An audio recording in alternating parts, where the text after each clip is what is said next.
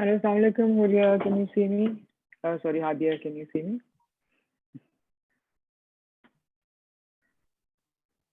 Assalamu alaikum. We can see you. Great. Hello, Zara. अस्सलाम वालेकुम fascia, क्या हाल है आपके? बिल्कुल ठीक ठाक.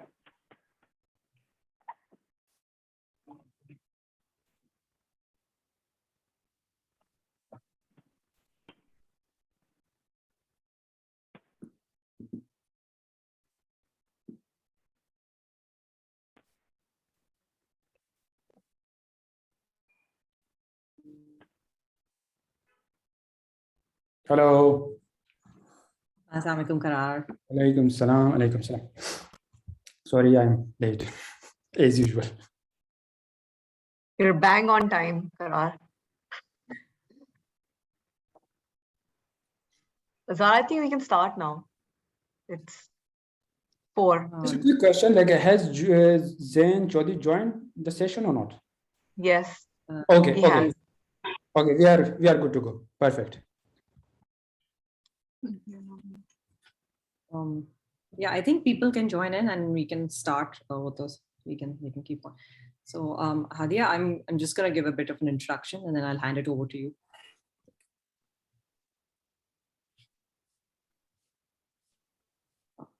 Can you hear me? Okay. G, we can. Okay. Good. All right. Assalamu alaikum, everyone. We're now just going to start. My name is Zara Salman. I am the CEO of CDPR, and I would like to welcome you all to this workshop of Women in Public Spaces. So I'm just going to take a quick minute to kind of give context on the discussion that is going to ensue on this topic. So CDPR basically conducts research which is evidence-based, and the aim is to always have impact on policy, which is why our process of research includes various stakeholders and engaging with them, whether it's the government, whether it's private sector or civil society. And so we feel that there is always ownership from the research that we do, and they can then take it forward, which is why for this particular topic, that is women in public spaces, we believe there's a lot of scope for research. And there's a lot of potential for collaboration amongst various stakeholders. And that's the reason for this workshop here today. We've invited all of you. You are all experts in this field. And we feel that your unique experience is going to, bring up a lot of innovative ideas that can help us understand the issues. And it can help us, come up with solutions that can perhaps be the first step in helping women feel safe in public spaces. I know that's a very tall order, but I feel that this topic is so critical that we have to take on this tall order. And I think everyone here is, not going to disagree with the fact that women in Pakistan, whenever they go out, they feel there is, there's something to fear in terms of safety. And that has become so ingrained in our minds that it's become the new normal. And that has to change, and it has to change. It should not be, our safety should not be incumbent on whether we're going at a particular time, whether it's a particular location, whether we're accompanied or not accompanied, whether it's day or the middle of the night. This is a basic right that all of us, should have. So, I'm really looking forward to hearing from all of you today and, just kind of brainstorming. And this workshop is just the first step in this initiative. And we hope to do a lot more beyond this. So I'm just now going to hand over to Dr. Hadia Majid, we're delighted she's agreed to moderate this session.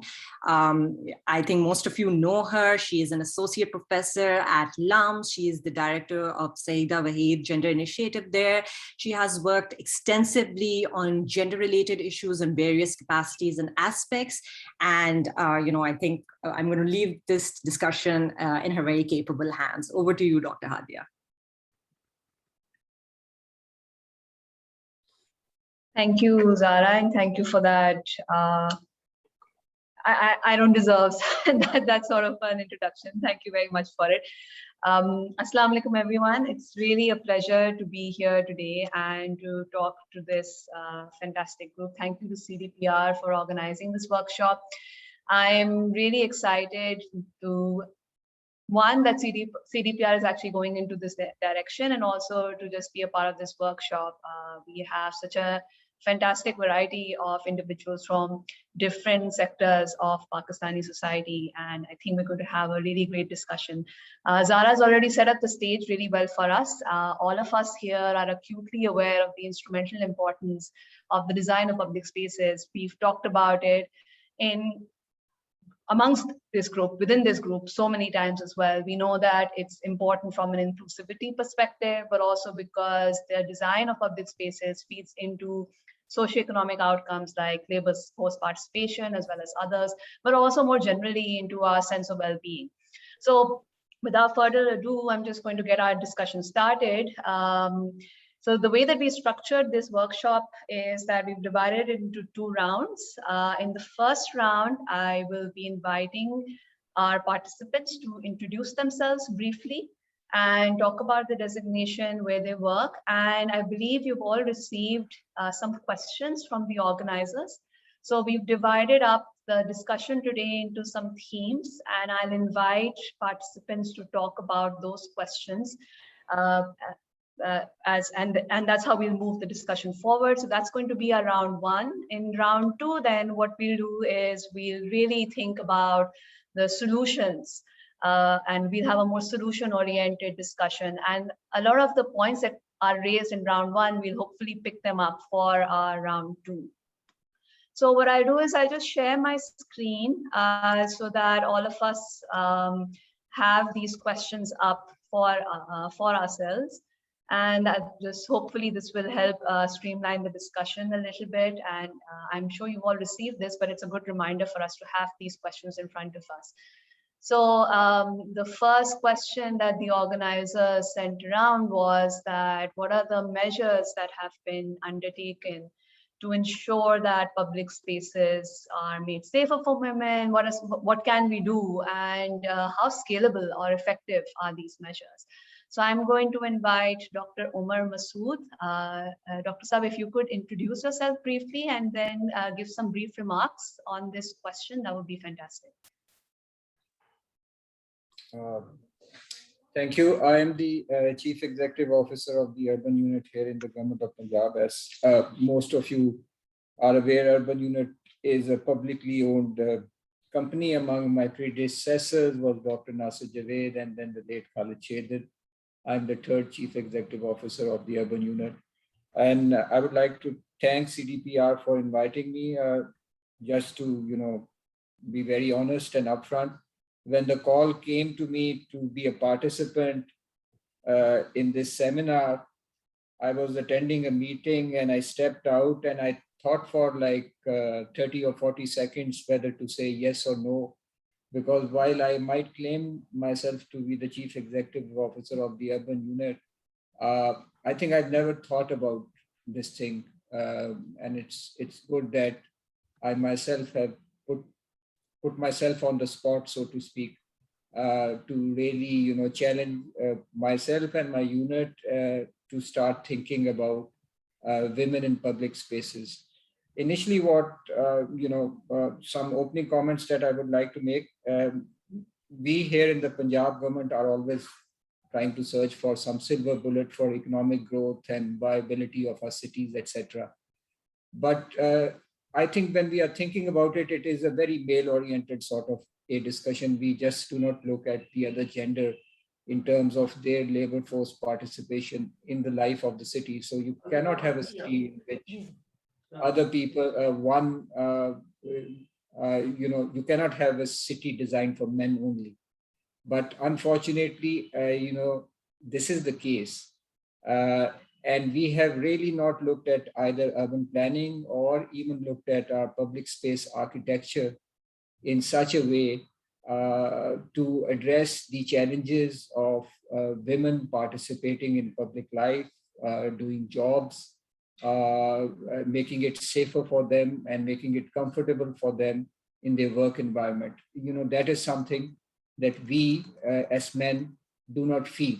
And I think as some spade work, I just did not know how to structure my short presentation, which I'm going to share with you. And I think that presentation is important because what I did yesterday was I requested all the female employees of the urban unit to really look around the workspace in which we work. We are located in the Shaheen complex, which is a 13-story big building. Architecturally, I would not say one of the most beautiful buildings in Lahore. We could have done a much better job. The Air Force could have actually done a much better job. But it is located on Egerton Road. So on one side, it is the Ewan Iqbal. On the other side, there is the old TV station of Lahore, the PTV station. And Lakshmi Chowk is not very far away. Myself, I had never worked in this building before, or neither in this area. But just to cut a long story short, this is a presentation that I would like to share from the eyes of the employees, the female employees of the urban unit, for just to get the discussion going.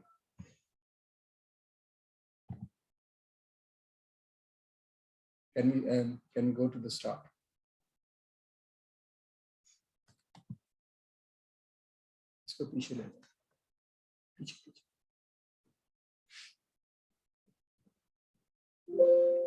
Yes, I hope, can everybody see the presentation? Yes. So, this is the front of the building, Shaheen Complex building. Well, it's a bit photoshopped at the moment. It's not as beautiful as it looks, but it's a big, huge building. And it houses not only government offices, it also houses consulting firms, call centers. And if you look at the occupants of this building, it's fairly evenly divided between male and females. So what do females think about this workspace, this public building? Let's go to the next slide, please.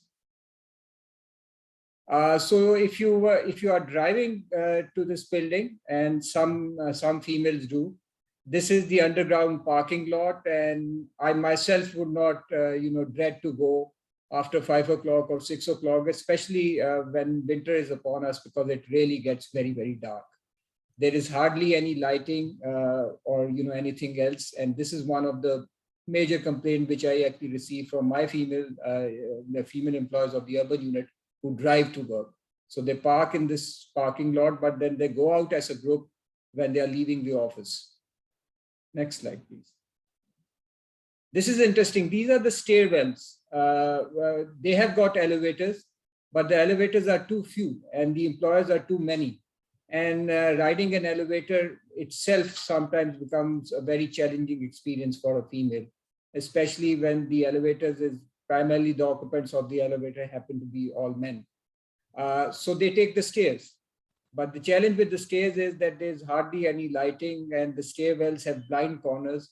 And because I sometimes also take the stairs, this is really true. And as the evening approaches, especially in winter months, this too again becomes a challenge. So, this is a public building. It's run by the Pakistan Air Force Shaheen Foundation. It's a very safe building.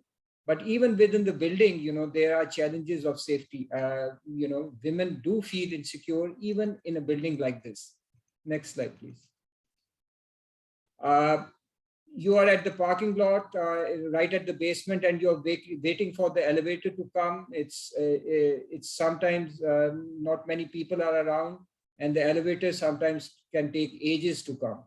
And this idea of being left alone in a public building for a while and with nobody around, this too is a matter of great anxiety and concern for females working here in the urban unit. Next slide. This is an interesting one. This is the elevator which I take, every day to the 5th floor. So it says for ladies/executives only. I just do not know whether executives, why executives and why not for everybody.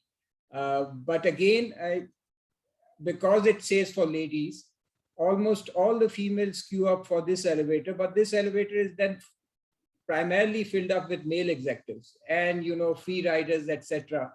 And there have been more than one tiffs in this elevator about who rides this elevator.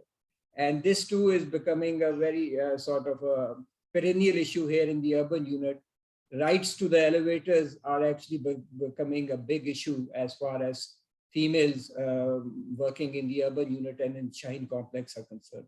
So again, this is a very modern building, but you can see that in our cultural space, even things like elevators have got great big issues. And we've taken up this issue with the building management so many times and it's never been addressed. And it's sort of a constant complaint that we hear here in the urban unit. Who rides the elevators and whether there can be an exclusive elevator for females. Next slide. This is the outside area. So, right in front of you, you can see the PTV building tower.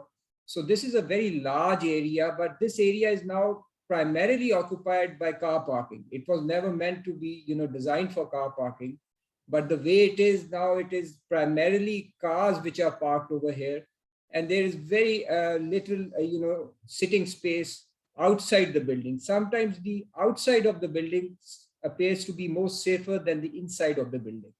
And, I've seen late in the evening, female employees or females working in the urban unit rather prefer to sit outside the building rather inside the building. But again, there is hardly any space to even sit outside. And right now she's, sitting on a footpath or, something to that, I can figure out what it exactly is, but it's not a bench. Or there's no dedicated sitting area. And if you look at the next picture, which is right alongside it, this is the entrance to the building. And again, there is hardly any sitting area for females to wait for someone to come pick them up. And again, this is an issue, especially when the offices are off and when the evening actually descends upon us. Next slide, please. Dr. Omar, I'm so sorry to interrupt, but this is a fascinating slideshow, but we do have limited time. If you could perhaps wrap up in the next couple of minutes. Yes. I'm actually wrapping it up. This again is the only common area which is for women in this entire building in front of the prayer area. Again, who decided upon this location? I do not know. I asked around, but I do not know. Next slide, please. This is, if you can figure it out, this is the bus stop, which is right in front of the building, but in front of the bus stop, there is motorcycle parking. So hardly any females can actually get dropped onto the bus stop or get onto a bus from the bus stop. So they have to walk away from the building on a road which has got hardly any sidewalk on it. And again, that is becoming a challenge as far as transport accessibility is concerned, public transport accessibility. Next slide, please. Yeah, here is the challenge, which is more lucid. You can see there is an absence of a sidewalk. Next. And these again are various blind corners, even within the lighted corridors of the building. There are many blind corners, and it's a big building. Next slide, please. This is the last slide, and this is an important slide because right next to the Shaheen Complex building, there's a girls' hostel. And if you happen to visit Lahore, and if you happen to visit this area, the Egerton Road, the Secretariat, the Old Mall Road, you will see that in the side streets of all these side streets of Mall Road, etc., you would see this new type of structure or building coming up, like Girls Hostel X, Girls Hostel Y. So, for females to live in the city, so they are able to commute to work easily in the city, that too is becoming a big problem from an urban planning point of view. That, it's a very long commute if you live on the periphery of the city, but if you are preferring to live inside the city independently, this is a new phenomenon which is coming up, girls' hostel, and this is a 4-story girl hostel right in front of the Egerton Grove building. With this, I think I would wrap up my presentation just to give you the flavor of what type of architecture is there for women especially who are working, and what type of public spaces they have to deal with, which we men do not see from our own eyes. Thank you very much. Thank you, Dr. Saab. Fantastic presentation. It really highlights issues that permeate not just when it comes to buildings, but as we can see in the chat as well. These are elements that we see repeated in all manners of public spaces within the city. So thank you for opening. I think that sets up the entire conversation so well. I'm now going to invite PCSA officials. I think we have Ms. Fakhra Irshad and Ms. Ariba Bhatt here. If one of you could perhaps engage with the first question that I'll share my screen again so that you can engage with that question. So if one of you could please engage with it and give us the PCSA perspective on it, that would be great. I would request that you keep your remarks to about 5 minutes.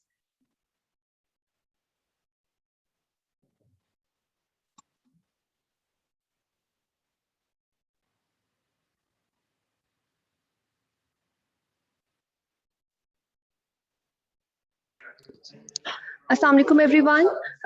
Hopefully everything is going fine on all of your side. If we used to talk about the public spaces that make safer for the women, उसमें जो सबसे ज़्यादा important चीज़ है, आप लोग भी call पे, अच्छा उसमें जो सबसे ज़्यादा important चीज़ है जो हमने भी recently introduce करवाई, that is the Women Safety App. और उस Women Safety App में जो सबसे major feature जो हमने introduce करवाया है, that is Alert 15 button. अब जब हमने 15 की जो कॉल्स हैं उनका जब मल्टीपल टाइम एनालिसिस किया तो उसमें हमें ये इशू फेस कर हमने ये इशू ऑब्जर्व किया कि हमारी फीमेल्स जो हैं उनको लोकेशन एक्सप्लेन करने नहीं आती कि at which location they are having that issue, तो जिसकी वजह से हमें फर्स्ट रिस्पॉन्डर्स भेजने में बहुत इशू होता था। तो इस वजह से हम लोगों ने फिर वुमेन सेफ्टी ऐप इंट्रोड्यूस करवाई कि अगर आप वुमेन सेफ्टी ऐप के थ्रू अलर्ट 15 पे कॉल करती हैं तो आपकी लोकेशन जो है वो ऑटोमेटिकली हमारे पास आ जाती है, जिससे ये होता है कि हम फर्स्ट रिस्पॉन्डर्स को विद इन नो टाइम जो है हेल्प के लिए फीमेल्स के पास भेज सकते हैं। उसके अलावा ये है कि अगर फीमेल किसी ऐसी लोकेशन पे है जहाँ पर वो बात नहीं कर सकती तो उसका लाइव चैट का फीचर जो है वो हमारे पास वुमेन सेफ्टी ऐप में अवेलेबल है। वो चैट के थ्रू भी जो है वो अपनी प्रॉब्लम एड्रेस कर सकती है।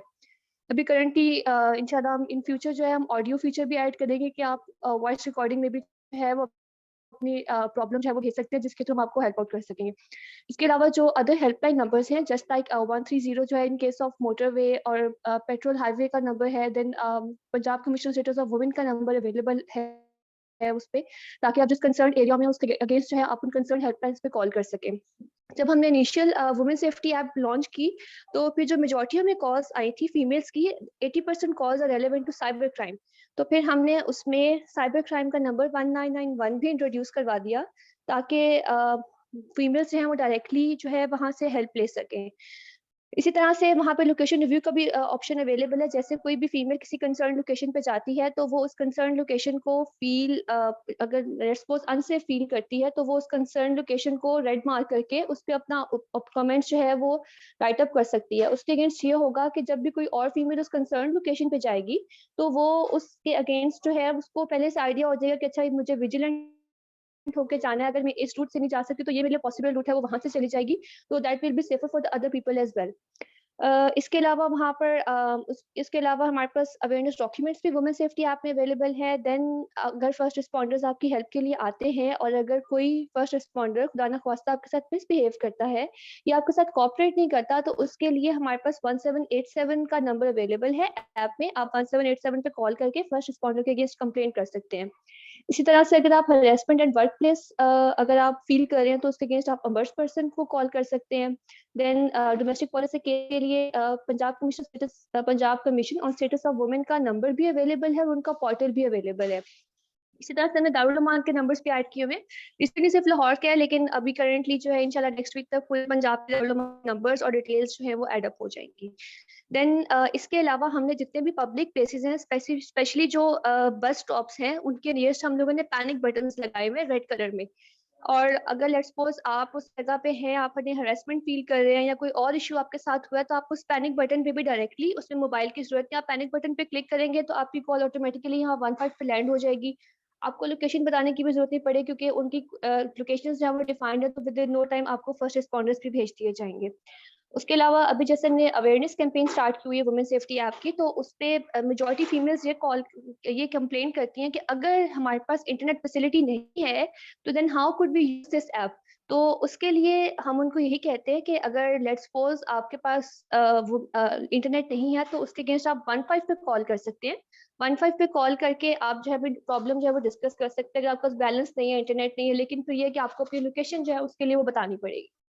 देन अभी हम लोग जो है पब्लिक सेफ्टी ऐप पे भी वर्किंग कर रहे हैं। देन और भी काफ़ी मल्टीपल ऐप्स जो है वो हमने इंट्रोड्यूस करवाई है, जैसे जिंदगी ऐप है, वो ड्रग से रेलिवेंट है। इसके अलावा हम लोग सेफ सिटी के से अब हम लोग नेक्स्ट मूव कर रहे हैं स्मार्ट सिटी की तरफ, तो उसके लिए भी डिफरेंट टेक्नोलॉजी और सॉफ्टवेयर प्रोग्रामिंग जो है वो इन प्रोग्रेस है। तो इंशाल्लाह सून आप लाहौर में और भी डिफरेंट चेंजेस देखेंगे। So this is all from my side. और कोई किसी को क्वेश्चंस वगैरह तो we are available for the answers. Thank you, Ms. Fakhra. This is all really fascinating. I think the idea of creating a sort of library where women are leaving feedback against areas which you say mark with a red X. I think that's really spot on, because women are always looking for that kind of information. Ms. Fawzia, if I could ask you to go next. Thank you, Hadia. Happy to be here. My name is Fizzah Sajjad and I work on women's issues. I was heading the Punjab Commission on the Status of Women, और अब मैं I continue to work on various projects and in various capacities to promote women's empowerment and address women's safety issues also. और जो आपका सवाल है कि what are some of the measures that have been undertaken to make public spaces safer for women. It's important, it's interesting for me because I'm currently in the process of conducting trainings organized by the Punjab Higher Education Commission for all the public sector degree colleges, principals of all the public sector degree colleges, as well as for promotion exams or promotion courses of assistant professors.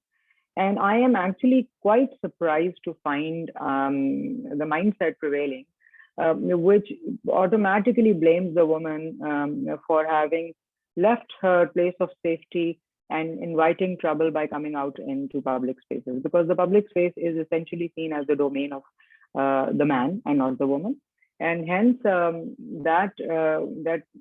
harassment that is perpetrated on women, the violence that is perpetrated on women in public spaces is seen as justifiable. We've seen that happen, we've seen that being rationalized, or violence being rationalized as such by leadership also.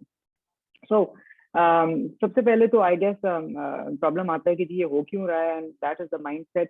And the solution always is always presented as कि अगर आप औरतें घर से ज़्यादा ना निकलें, और अगर वो if you make the places segregated, then you are going to promote safety of women. So I feel like what are some of the measures that can be undertaken, not currently undertaken, but can be undertaken, would be to address that mindset, which I feel is fundamental to making public spaces safer for women.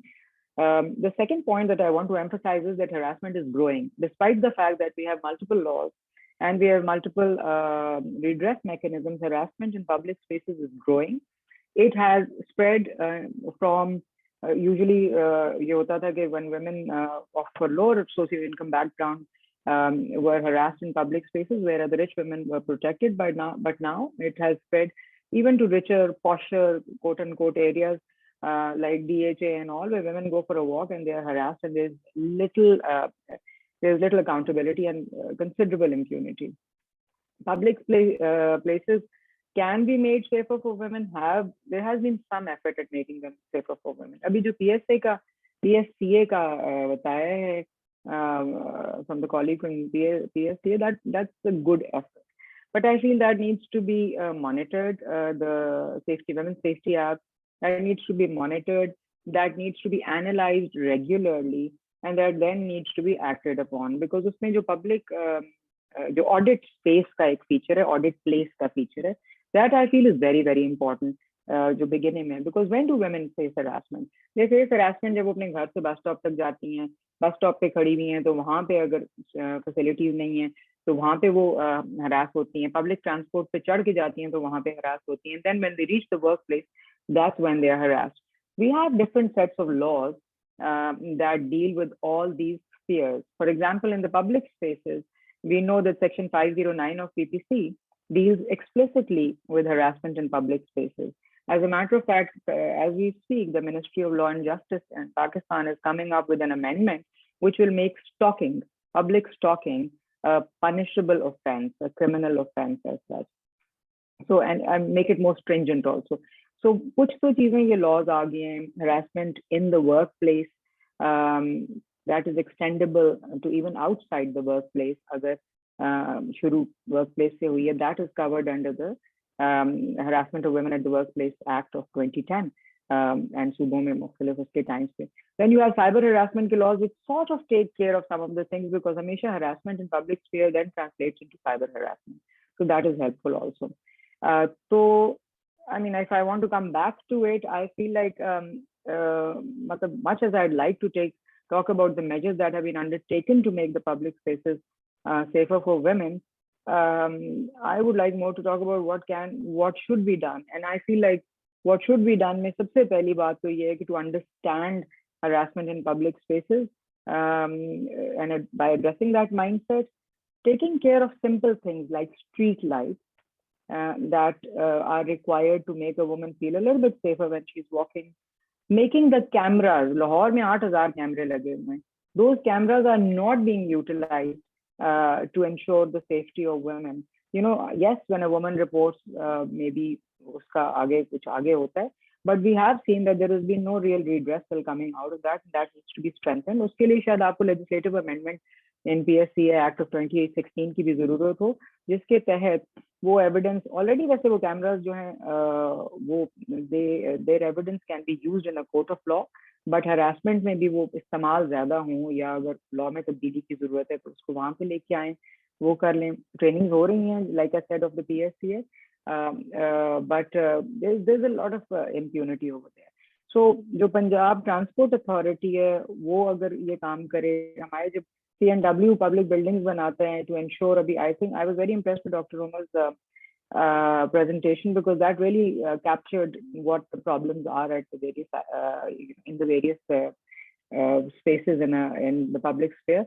If we just address logistics, then I think we would be able to take care of a lot of problems, and then you know, we can move on to other issues, other places like transport, and go on into what can be done in the transport to make that safer for the thing. So Hadi, I'm just going to wrap up over here, but in terms of what are some of the measures undertaken, उसमें मैं सिर्फ दोबारा से repeat कर रही हूँ. Law pass हो चुके हुए हैं, some safety apps have been made. There has been, you know, the helplines which are helpful, some institutions for women, but implementation is a very far off dream, and I hope that we will focus more on that in the rest of the conversation. Thank you. I think I'll wrap it up here. Thank you, Fizzah. Thank you also for giving us the lay of the land so well. I think our first three speakers have really given us so much food for thought already.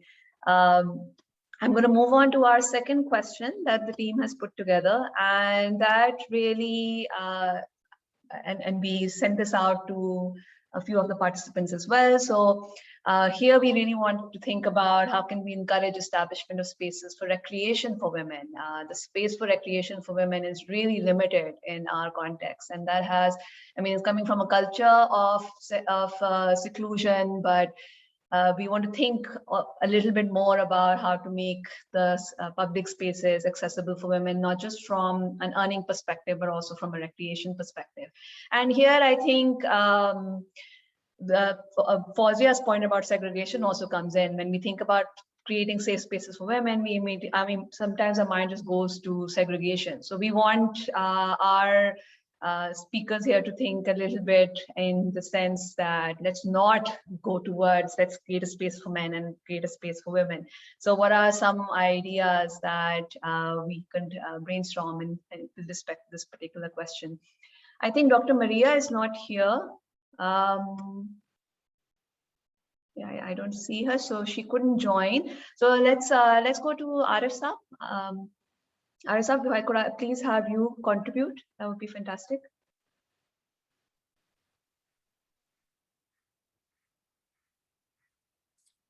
Thank you very much for this invitation to participate in this discussion. I will try and not repeat anything that has already been said, but let me say to begin with that segregation is very much a part of our culture. It's very deeply ingrained. But in my lifetime, I have seen segregation, strict segregation, become soft. It is acceptable now. I'm talking about Karachi mainly. It is acceptable even in non-segregation is even acceptable in lower middle income and low income settlements, which it was not 20 years ago. So in marriages, there may be segregation, but informally in the low income settlements, it breaks down during the marriage ceremony or dinner. It just breaks down. And also, women now participate in demonstrations which they previously did not participate in. So that has also happened. The majority of students and in a number of professions, the majority are women and they are increasing in number. And we have to think about 10 years from now, what the situation will be. First of all, the most important question is, why have these changes taken place? And if we know the change, why they have taken place, then we can work towards promoting those causes that have resulted in these changes. The other factors that are very important, the extended family has broken down. The Bradri panchayats have disappeared. The Nambardar is no more there. The Jirga is questioned every day. It has no moral authority left. So these are very big changes that have affected women's lives and are affecting them. So how do we promote a culture where these old forms of governance, which are dead and dying, can be replaced by something else? I think that is very important to understand that. So how do we promote this process?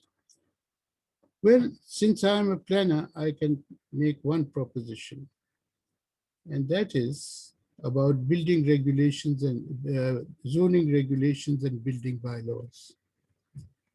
Zoning regulations and building bylaws all over Pakistan are anti-street, they are anti-pedestrian, they are anti-mixed land use, they are anti-dissolved space, they are anti-everything that makes a area safe, not only for men, but also for, not only for women, but also for men.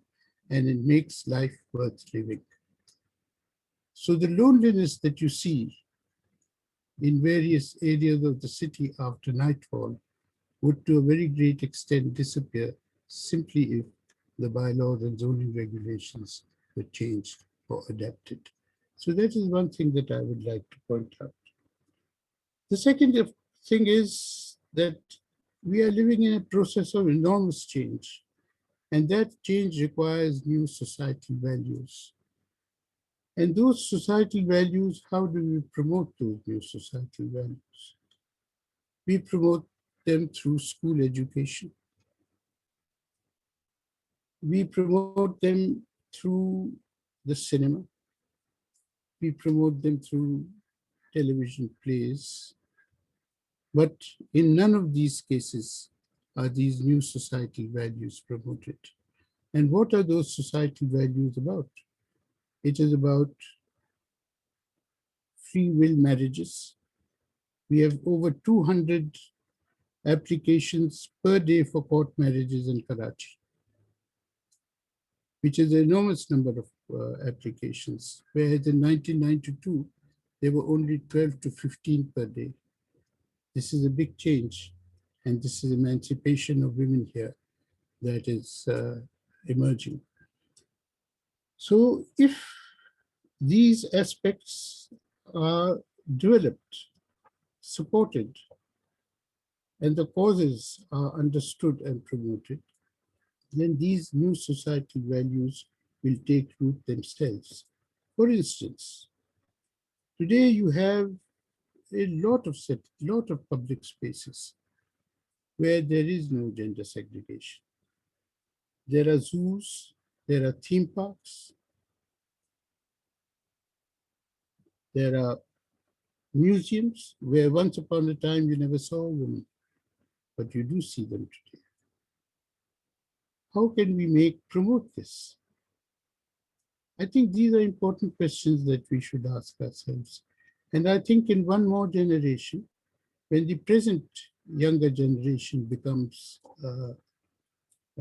parents, there will be an enormous change. My students who have been looking at low-income settlements and public spaces have come up with a number of conclusions.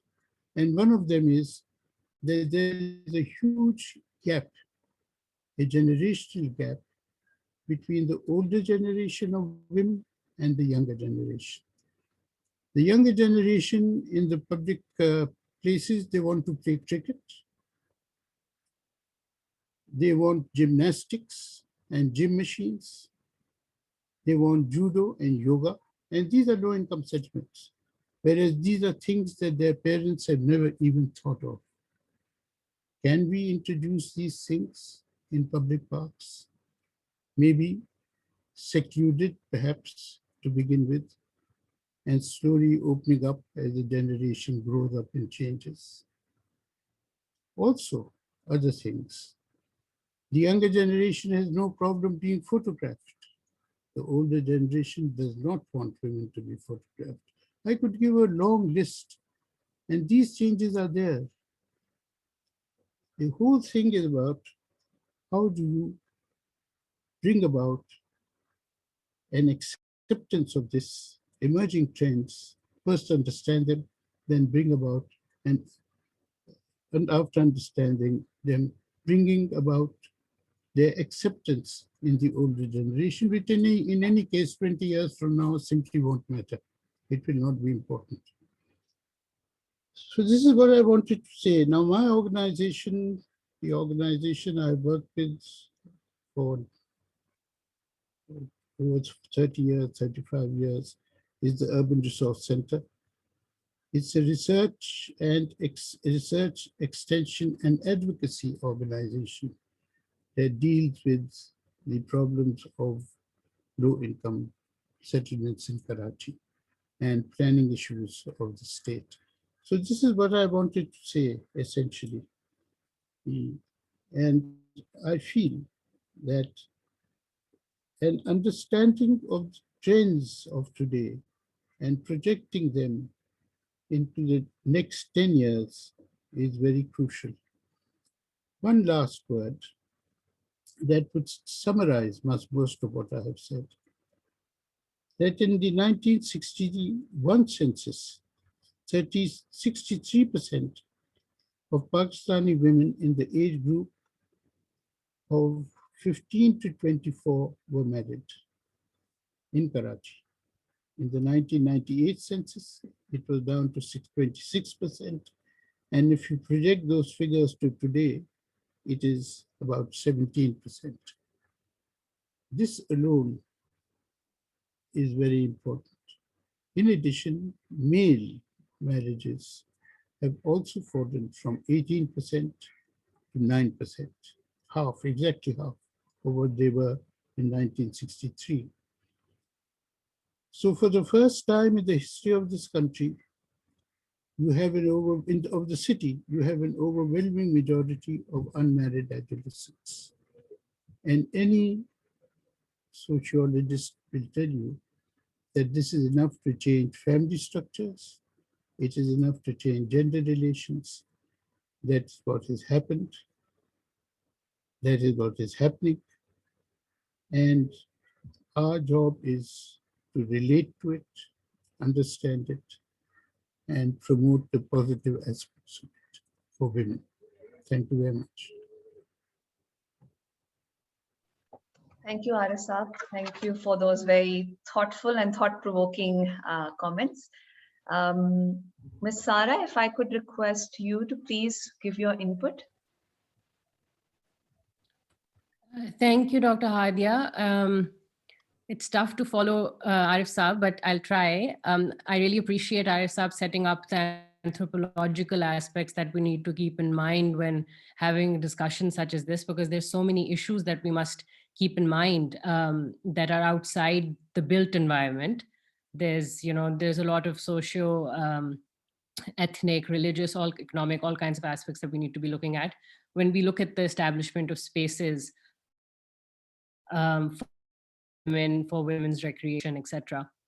So strictly from an urban design perspective, which is the lens that I'm taking today, I'd like to say that one way to encourage such spaces without encouraging gender exclusive spaces is to start designing and start maintaining spaces very much with women in mind when doing so, and keeping differently abled citizens in mind when doing so, keeping children and the elderly in mind. So again, just touching on issues of inclusivity, because when you design and when you maintain and when you envision spaces that are inclusive for everybody, the gender issue, is just one of other issues. It's not the main one then.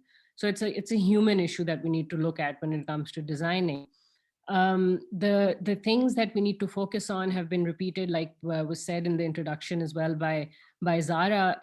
We have, as a group, in our individual line of work and collectively, we all have discussed, various aspects that can be looked at, technical issues such as, making sure that public spaces have good lighting, they have footpaths, parks, have proper eyes on the street, in the Jacobian sense, etc.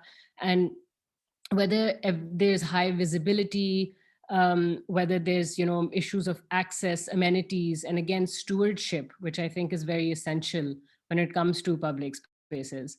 But when we have this discussion, I also want to kind of highlight that when we're talking about public spaces, in my line of work, we've had this. Most people are thinking of parks when we think of public spaces, but you see, we're talking about spaces of commerce,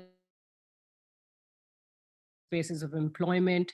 There's a lot of places that we need to now look at when you think of the commons, the urban commons, and are they safe for women?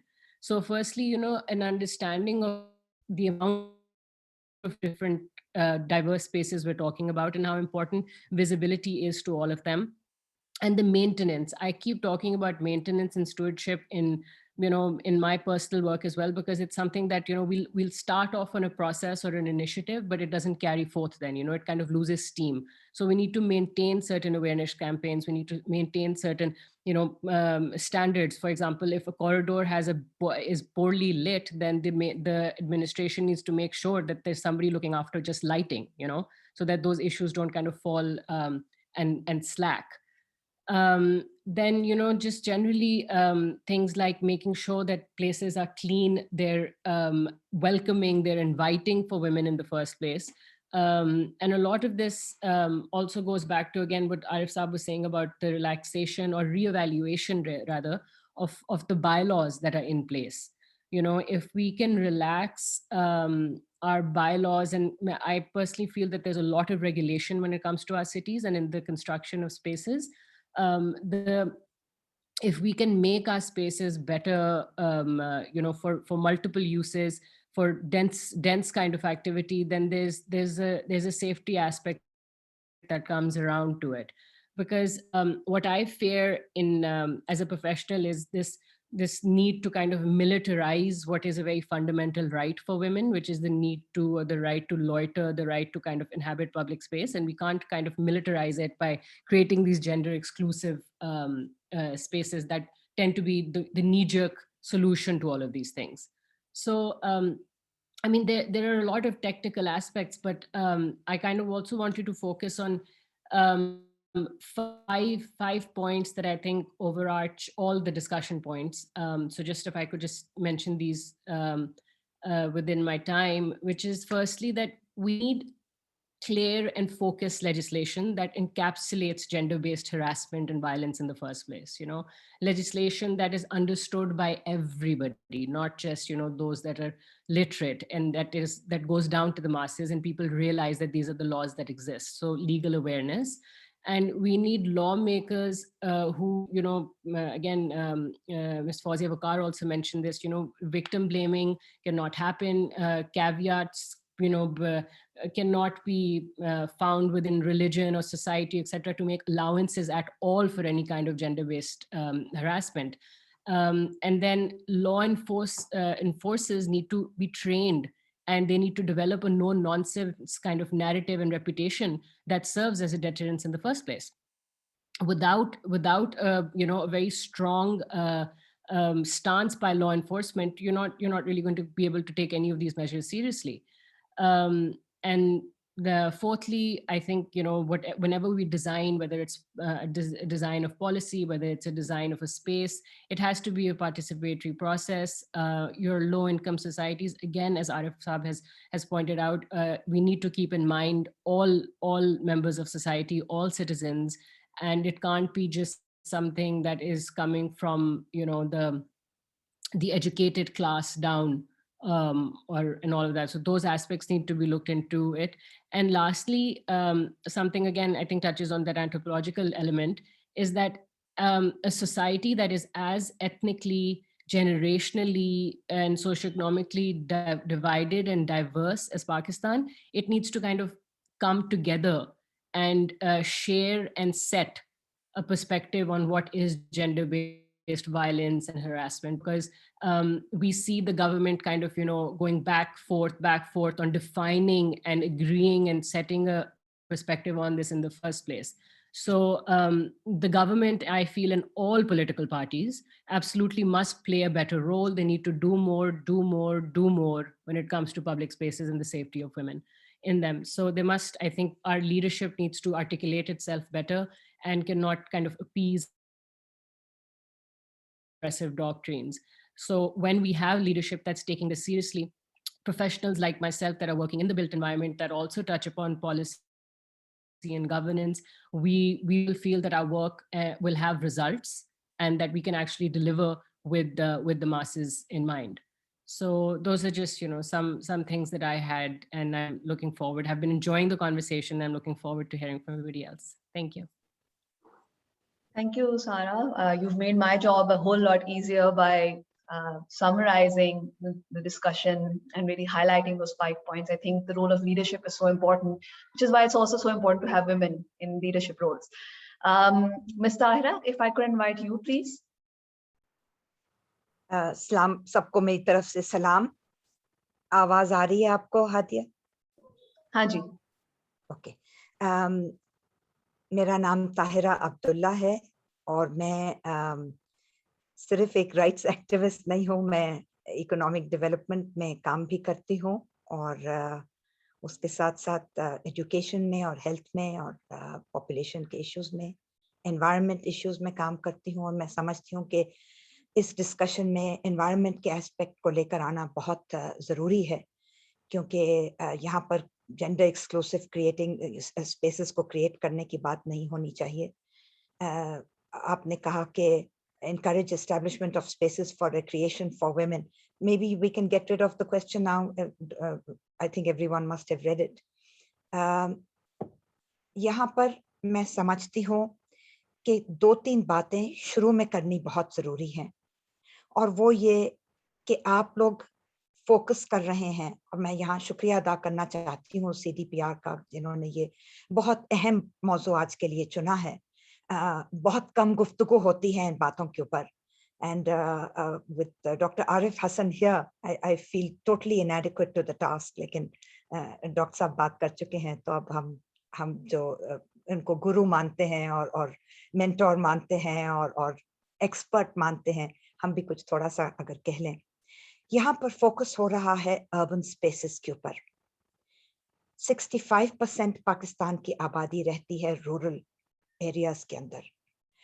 बहुत huge migration है, rural to urban migration, खास तौर पर कच्ची आबादियों के अंदर और low income settlements के अंदर, जैसा कि डॉक्टर आरिफ हसन साहब ने हमें बताया। मैं समझती हूँ कि मैं गांव से बड़े शहर में तो आ गई हूँ,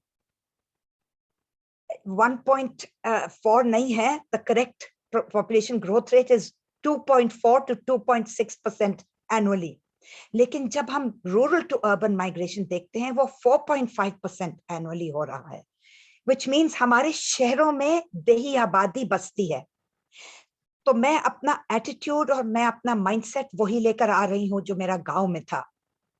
गांव में अक्सर लोग रिश्तेदार होते हैं, एक दूसरे को सदियों से जानते हैं, और एक certain amount of safety of women in public spaces होता है, क्योंकि वही औरतें खेतों में और फील्ड्स में काम करती हैं, वही औरतें कॉटेज इंडस्ट्रीज में काम करती हैं रूरल एरियाज में, और वही औरतें अपने घरों के और मोहल्लों में रहती हैं और एक दूसरे के साथ इंटरेक्ट करती हैं, और मर्द भी। तो सर्टेन लेवल ऑफ सेफ्टी और सिक्योरिटी और प्रोटेक्शन जो हमारे गांवों में मिलता है वो ऑब्वियसली हमारे शहरों में नहीं मिलता। यहाँ पर अभी जिक्र नहीं आया, बहुत सारी चीजों का जिक्र हो चुका है, तो मैं उनको दोहराऊंगी नहीं, क्योंकि मैंने भी बहुत सारे वही पॉइंट्स लिखे हुए थे जो कि ऑलरेडी पिछले 5 स्पीकर्स कर चुके हैं। 2-3 चीजें जो अब मैं समझती हूँ कि अभी रह गई हैं, वो ये जो क्लास इश्यू है, ये एक बहुत अहम चीज है। अक्सर समझा जाता है कि ये तो sexual harassment in public spaces गरीब औरतों का मसला है। नॉट एट ऑल, ये तमाम क्लासेस का मसला है। ये अमीर औरतों का, बच्चियों का, middle class, working class, blue collar workers, और खास तौर पर स्टूडेंट्स। आप किसी क्लास के भी स्टूडेंट हो, आपके लिए ये बहुत बड़ा मसला है। और स्टूडेंट्स एंड एजुकेशनल इंस्टीट्यूशंस, जो शुरू में जो 2010 में जो कानून पास हुआ था सेक्सुअल हरासमेंट के खिलाफ, वो एजुकेशनल इंस्टीट्यूशंस को वर्क प्लेस नहीं जानता था। So it's a definitional issue, it's a parameters issue के कहाँ लिमिट्स हैं उस 2010 के कानून के। मैं समझती हूँ कि उसको बेहतर बनाने की बहुत शदीद जरूरत है कि वर्क प्लेस की डेफिनेशन को एक्सपैंड किया जाए। अगर एक शख्स खड़ा होके एक वुमन पार्लियामेंटेरियन को पार्लियामेंट के फ्लोर के ऊपर, असेंबली और सेनेट के फ्लोर के ऊपर खड़े होके अब्यूज करता है, तो that is sexual harassment at the work place, and it's a public space, क्योंकि वहां पर मीडिया मौजूद है। It's a public space. जरूरी नहीं होता कि हम सड़क पर चल रही हैं या हम किसी बहुत बड़ी मल्टी स्टोरी बिल्डिंग के अंदर हैं तो वो पब्लिक स्पेस है। पब्लिक स्पेस की भी डेफिनेशन नए सिरे से हमें चाहिए है। दूसरी बात जो मैं करना चाह रही हूँ वो ये है कि sexual violence against women, girls, trans people, non binary persons, people living with disabilities, ये जो एक सेक्सुअल वायलेंस है, ये आप कितने भी मिटिगेशन मेजर्स कर लें, जब तक प्रिवेंशन की बात नहीं होगी, ये हो क्यों रहा है, ये बढ़ क्यों रहा है। और इसकी एक वजह, मैं यहाँ किसी के सियासी अफिलिएशंस पे और सपोर्ट पर, किसी के एहसासात पर कोई किसी किस्म की कोई, I don't want to tread on anyone's toes here, लेकिन मैं ये कहना चाहूंगी कि अगर आपके मुल्क का सरबराह ये कहेगा, और आप एक नहीं 2 सरबराह कह चुके हैं, एक फौजी डिक्टेटर और एक so called democratically elected prime minister, 2 बंदे अगर इस तरह के while they are ruling the country कहते हैं कि औरतें अपने आप को रेप खुद करवाती हैं। एक ने कहा फॉरेन वीजास के लिए और मिलियनेयर बनने के लिए, general Pervez Musharraf, regarding Mukhtar Bibi's gang rape in 2002, and then he said this in 2004. उसके बाद फिर जब sitting prime minister Imran Khan ने कहा कि औरतें अगर फहाश होंगी और अगर एक खास किस्म का लिबास नहीं पहनेंगी, एक खास किस्म का पर्दा नहीं करेंगी तो वो वल्गैरिटी, ऑब्सेनिटी और फहाशी के जुमरे में आता है। और क्योंकि पाकिस्तानी मर्द रोबोट्स नहीं है, with due respect to all the extremely sensitive, empathetic and feminist men present in this webinar, आप लोग सबसे इज्जत के साथ और एहतराम के साथ और मुआज़रत के साथ अगर सरबराह मुमलिकत ये बात करेगा तो फिर मुझे बताएं कि वो 10%, 20%, 30% पाकिस्तान के मर्द जो कि क्रिमिनली इंटेंशनड हैं, जिनका एक सेक्सुअल हरासमेंट का, रेप का, फेमिसाइड का और हर तरह के और वायलेंट क्राइम्स के लिए वो अगर टेंडेंसी होगी उसकी, तो उसको ना सिर्फ बहाना मिल जाएगा बल्कि जस्टिफिकेशन भी मिल जाएगी और रैशनल भी मिल जाएगा। तो मैं जो बात करना चाहती हूँ वो ये नहीं कि औरतें रिक्रिएशन के लिए निकल रही हैं या एम्प्लॉयमेंट के लिए निकल रही हैं या एजुकेशन के लिए निकल रही हैं या as someone just said सिर्फ लॉइटर करने के लिए निकल रही हैं। That's our right too. I am against in principle the concept of pink taxis, segregated seats, you know, ये फ्रंट सीट वैगन की औरतों के लिए है, ये फ्रंट सीट मेट्रो की औरतों के लिए है, ये सब कुछ इन प्रिंसिपल इन थ्योरी ये नहीं होना चाहिए। लेकिन हालात जिस नहज पर पाकिस्तान में हैं और जिस हाई लेवल की sexual harassment and gender based violent crimes हो रहे हैं औरतों के खिलाफ in the public and private domain, तो शायद हमें टेम्पररी शॉर्ट टर्म मेजर्स के लिए ये पिंक टैक्सीज, ये women only, इस्लामाबाद में we have a woman only park which is the Argentina park, उसको भी खत्म करने जा रहे हैं ताकि औरतों के लिए कोई भी जगह ना हो। ठीक है, मैं डॉक्टर आरिफ हसन साहब की बात से इत्तेफाक करती हूँ that the younger generation may be braver and more courageous than perhaps my generation. It's a debatable issue, but let's save that for another day. कहीं किसी और मौके पर उसको भी डिबेट कर लेंगे डॉक्टर साहब के साथ। मैं समझती हूँ कि जहाँ पर young women, students, working women, factory workers, domestic workers, हर तरह की औरतें सड़कों पे निकल रही हैं और फैक्ट्रियों में आ रही हैं और घरों में जा रही हैं और काम भी कर रही हैं, वहां पर ये जो रिक्रिएशन का कॉन्सेप्ट है, ये तो खराब औरतें, रिक्रिएशन क्या चीज होती है, ये तो अच्छी औरत नहीं है। अच्छी औरतें रिक्रिएशन के लिए घर से बाहर जाती, उनको चादर और चार दीवारी के अंदर रहकर अपने फैमिली के साथ रिक्रिएशन करनी चाहिए। तो ये सिनेमा हाउसेस में जो हरासमेंट होती है, जो मॉल्स में pinching and touching and I am an old woman with white hair, जो आप लोग सबको उम्मीद है कि नजर आ रहे होंगे मेरे बाल, मैं यूं करके आपको दिखाना चाहती हूँ अपने बाल। जब मुझे पिंच किया जाता है, टच गलत जगहों पर, कहीं भी टच नहीं करना, लेकिन हर तरह की एम्बैरेसिंग टच जो होता है, good touch, bad touch, embarrassing touch, obnoxious touch, जब इस तरह की चीजें मुझे बर्दाश्त करनी पड़ती हैं पब्लिक स्पेसेस के अंदर आज भी, और मैं मेट्रो नहीं ले रही, मैं बस नहीं ले रही, मैं वैगन नहीं ले रही, मैं मोटर बाइक या बाइसिकल पर नहीं हूं, फिर भी आप गुजर रहे हैं, 3 फुट की जगह है लेकिन आप मेरे साथ टकरा कर ही गुजरेंगे। आप मुझे मेरा सौदा दे रहे हैं, मेरा थैला दे रहे हैं, आप इस तरह पकड़ाएंगे कि आप किसी ना किसी तरह मेरे हाथ को, आपका हाथ डेफिनेटली छुएगा, वरना आपकी रोटी आपको हजम नहीं होगी आज रात को। तो बेसिकली मैं ये कहना चाह रही हूँ, and I think doctor Hadiya is being very patient with me, I am winding up. देखिए, ये हॉटलाइंस, ये अलर्ट्स, ये रेड बटन्स, ये 15, ये सब बहुत अच्छा है और मैं बहुत अप्रिशिएट कर रही हूँ, बहुत मैंने अप्रिशिएट किया है कि पंजाब गवर्नमेंट क्या कर रही है और बाकी Sindh government and hopefully Balochistan, Khyber Pakhtunkhwa किसी दिन वहां पहुंच जाएंगे। अभी तो किसी और सदी में रहते हैं वो दोनों provinces, which you know bothers me a lot. जरूर पहुंचेंगे हम लोग सब रेड बटन अलर्ट्स में और मोबाइल ऐप्स में, और हम सबके पास इतने पैसे होंगे कि हमारे पास स्मार्टफोन हो, हम सबके पास इतने पैसे होंगे इंशाल्लाह कि हम इंटरनेट को भी अफोर्ड कर सकें और वाईफाई को भी अफोर्ड कर सकें। वो आएगा दिन, हम देखेंगे। आज के दिन मैं आखिरी एक बात जो करना चाहती हूँ, doctor Majeed, thank you for bearing with me, कि मिटिगेशन मेजर्स अपनी जगह पे बहुत अच्छे हैं। What happened to the concept of preventing and eradication sexual harassment and gender-based violence? वो दिन कब आएगा?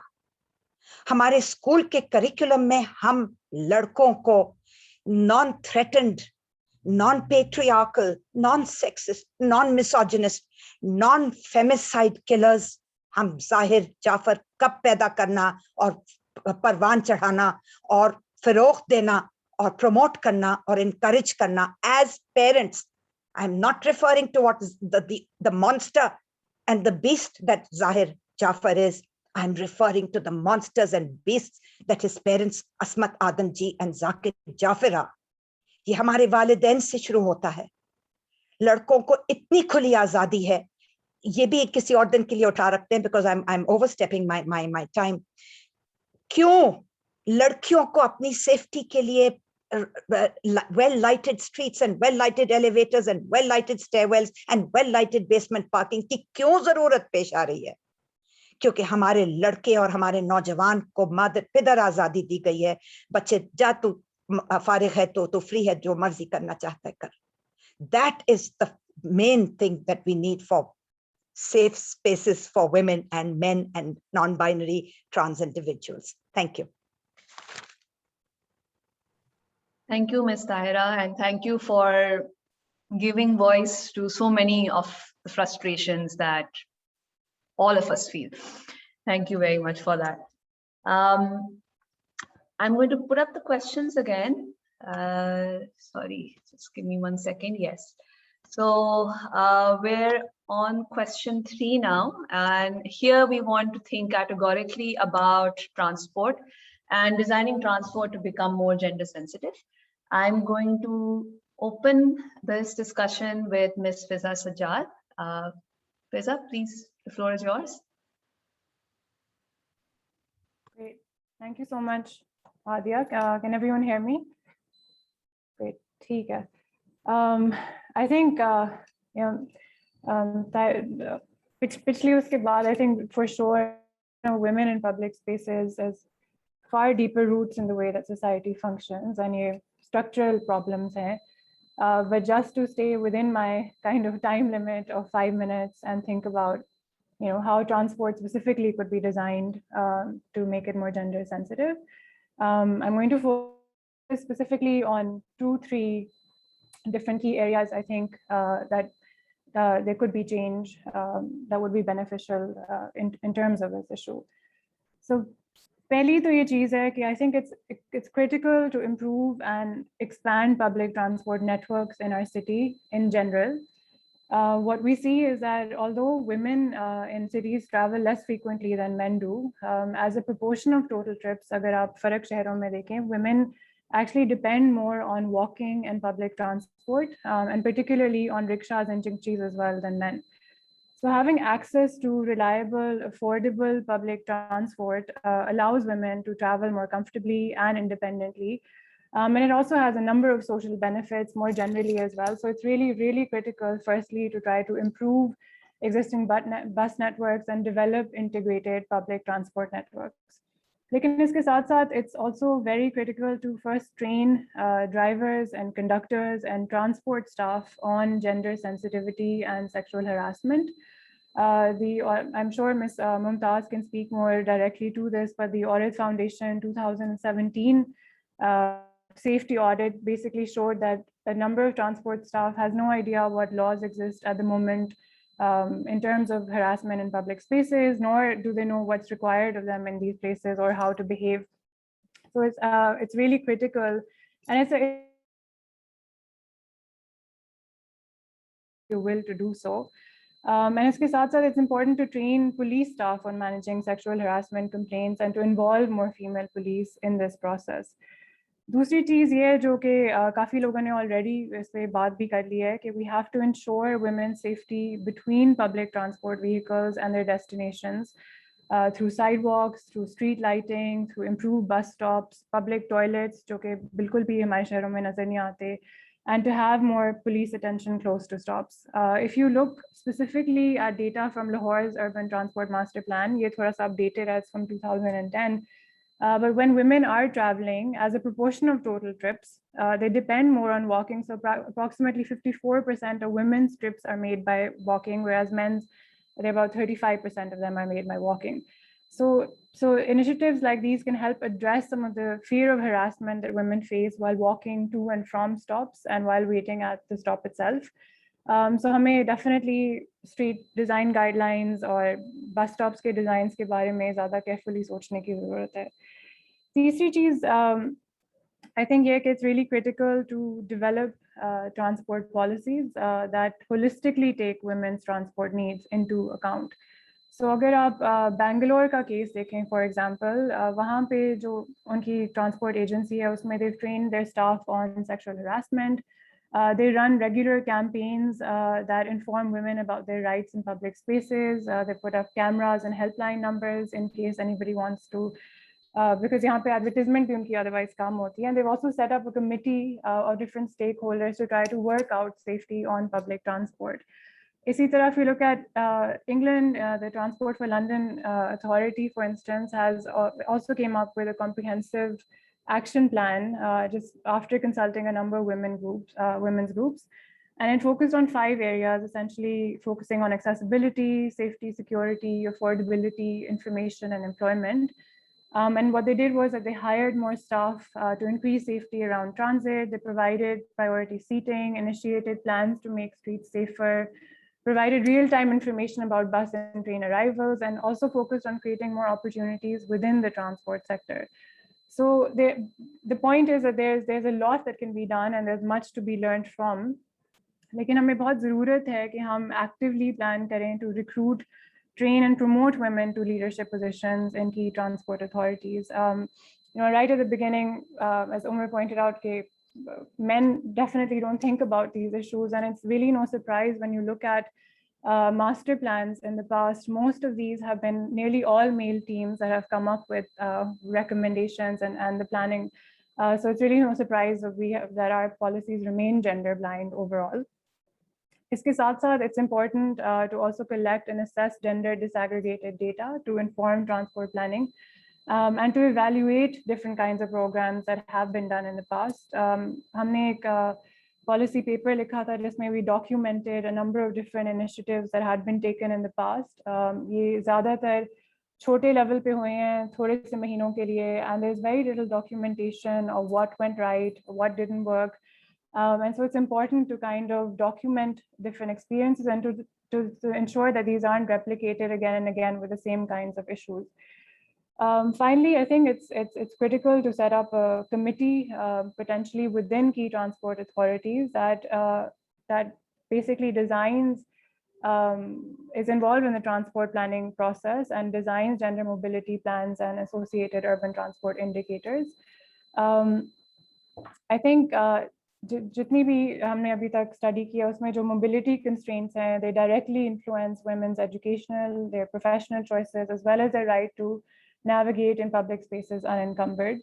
So as planners, and particularly transport planners, the idea is to try to serve public interest and to improve quality of life. So I think there are a couple of things that we could start with. And I just wanted to broadly outline some of these, but I'll stop here. Thank you so much, Fizzah. I think you've raised some really great points, and I'm really interested to hear what you had to say about the London Transportation Board, because it's the kind of steps that you've highlighted really shows that they understand what the issues are. And that's a theme that a lot of our speakers today have touched upon, that we need to understand what is going on, what is the landscape like if we really want to make change that is impactful. I'm going to move on to Ms. Komal Fez. Ms. Komal, I'd like to have you present your input. Oh, I see Ms. Komal isn't here. So let's move on to Ms. Mumtaz Mughal. Thank you very much, Hadia. Mumtaz Mughal, working with the Aurat Foundation last 17 years, working as director program. जो बातचीत अभी आरिफ साहब ने बात की urban rural की, और जो ताहिरा आपा ने एक ट्रू पिक्चर पेश की है, इसके बाद तो हम बहुत लगता है कि मुश्किल है कि जो डेफिनेटली उन्होंने पॉइंट आउट भी किए हैं इश्यूज को, और उन्होंने मिटिगेशन के वाले से, प्रिवेंशन के वाले से बहुत सॉलिड बात की कि निसाब में कैसे तब्दीली लानी है, बिहेवियर में कैसे तब्दीली लानी है. तो टॉपिक की तरफ आते हुए जब हमने 2017 में फर्स्ट टाइम ये वुमेन सेफ्टी ऑडिट किया इन पब्लिक ट्रांसपोर्ट, तो उसकी जो फाइंडिंग्स थी बेसिकली ये हमने वुमेन डेवलपमेंट डिपार्टमेंट PCSW और सेफ सिटी और इसके साथ जो स्ट्रेटेजिक यूनिट था चीफ मिनिस्टर का, ये ज्वाइंट एक स्टडी हमने जो है कंडक्ट की थी। और इसकी फाइंडिंग्स जो है वो बहुत क्रिटिकल थी कि इसमें 3-4 चीजें जो हैं वो हमें जो भी बातचीत हम कर रहे हैं फ्यूचर के कॉन्टेक्स्ट में भी वो मैं शेयर करना चाहूंगी। हम पंजाब के अंदर पब्लिक ट्रांसपोर्ट में के हवाले से कोई 16 के करीब कवानीन बने हुए हैं जो कि किसी ना किसी तरह से पब्लिक प्लेस और खास तौर पे ट्रांसपोर्ट के कॉन्टेक्स्ट में खवातीन को की प्रोटेक्शन और उनको एक इनेबलिंग एनवायरनमेंट प्रोवाइड करने की बात करते हैं।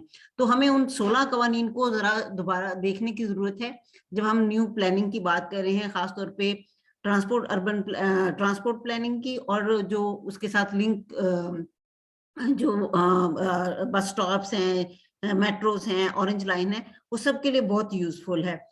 और इसमें जो चीजें निकल के आई थी वो बिल्कुल वही थी कि खवातीन को नहीं मालूम, हमने कोई 1000 लोगों को जो है इंटरव्यू किया था जिनमें 100 के करीब जो है कंडक्टर, बस ड्राइवर और कंडक्टर थे, और बाकी जो 900 थी वो खवातीन थी, और उसमें भी डिफरेंट एज ग्रुप की खवातीन थी, जिसमें स्टूडेंट्स भी थी, जिसमें वर्किंग वुमेन भी थी, जिसमें प्रेग्नेंट वुमेन भी थी, ओल्डर वुमेन भी थी, ट्रांसजेंडर भी थे, माइनॉरिटी के कॉन्टेक्स्ट में भी हमने इसको देखा था।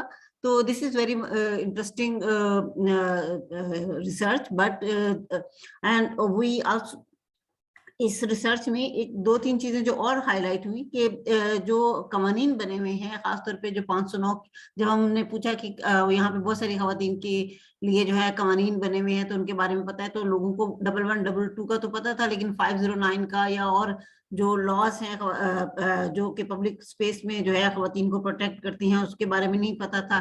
जब हम वर्किंग एरियाज में कोट लखपत के एरिया में काम इंटरव्यूज कर रहे थे, तो वहाँ पे जो खवातीन वर्किंग वुमेन थी उन्होंने बताया कि शाम के बाद वो किस किस्म की हरासमेंट जो है वो फेस करती हैं।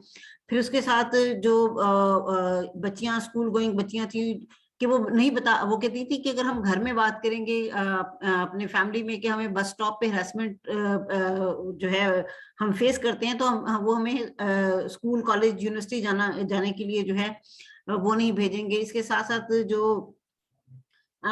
जो इंफ्रास्ट्रक्चर मेट्रो का था, चाहे वो LTC का था, चाहे वो जो भी पब्लिक ट्रांसपोर्ट उस रूट से गुजर रही थी, वहां पे जो है ना तो कोई किसी प्रेग्नेंट खातून के लिए कोई बैठने की जगह है, ना बच्चों को दूध पिलाने की वाली माएँ जो बाजार जाती हैं उनके लिए है, टॉयलेट के इशू आए, बुजुर्ग लोगों के लिए जो है एक कोई ऐसी सहूलियात इन जगहों पे नहीं है। और हम अप्रिशिएट करते हैं कि बहुत सारी हेल्पलाइंस और इस तरह की जो ऐप सेफ सिटी वगैरह ने बनाई हैं उसका इस्तेमाल भी लोगों को नहीं पता। तो इसके लिए कुछ स्ट्रॉन्ग सी रिकमेंडेशन है ये कि एक तो प्लानिंग डेवलपमेंट डिपार्टमेंट जो है उनके साथ हमारी जब इस स्टडी के बाद मीटिंग्स हुई तो उन्होंने जो है वहां पे 2 तरह की प्लानिंग की वो बात कर रहे थे। एक वो प्लानिंग जो लोकल गवर्नमेंट करता है, बस स्टॉप्स की मेंटेनेंस की, और उसमें जो है उसको वहां पे जो पब्लिक ट्रांसपोर्ट है उसको मैनेज करने की। दूसरा है P&D डिपार्टमेंट। तो इन दोनों डिपार्टमेंट्स ने जो भी हमारी लास्ट उनके साथ डिस्कशन हुई थी, तो उन्होंने एक प्लान अपना बताया, शेयर किया है कि हम अब जो है बस स्टॉप्स को जो है वो मॉडल बस स्टॉप जो है वो बनाने की बात कर रहे हैं, जहाँ पे जो है इमरजेंसी एक तो कोड ऑफ कंडक्ट डिस्प्ले होगा, उसमें हेल्पलाइन को उसके साथ लिंक कर रहे होंगे, और वहाँ पे जो है साइंस जो है वो हम बनाएंगे कि किस तरह से जो है कौन कौन से कवानीन जो है वो खवातीन को अगर वहां पे अगर इस तरह की हरासमेंट होती है तो प्रोटेक्ट कर सकते हैं, कहाँ कहाँ कंप्लेंट की जा सकती है।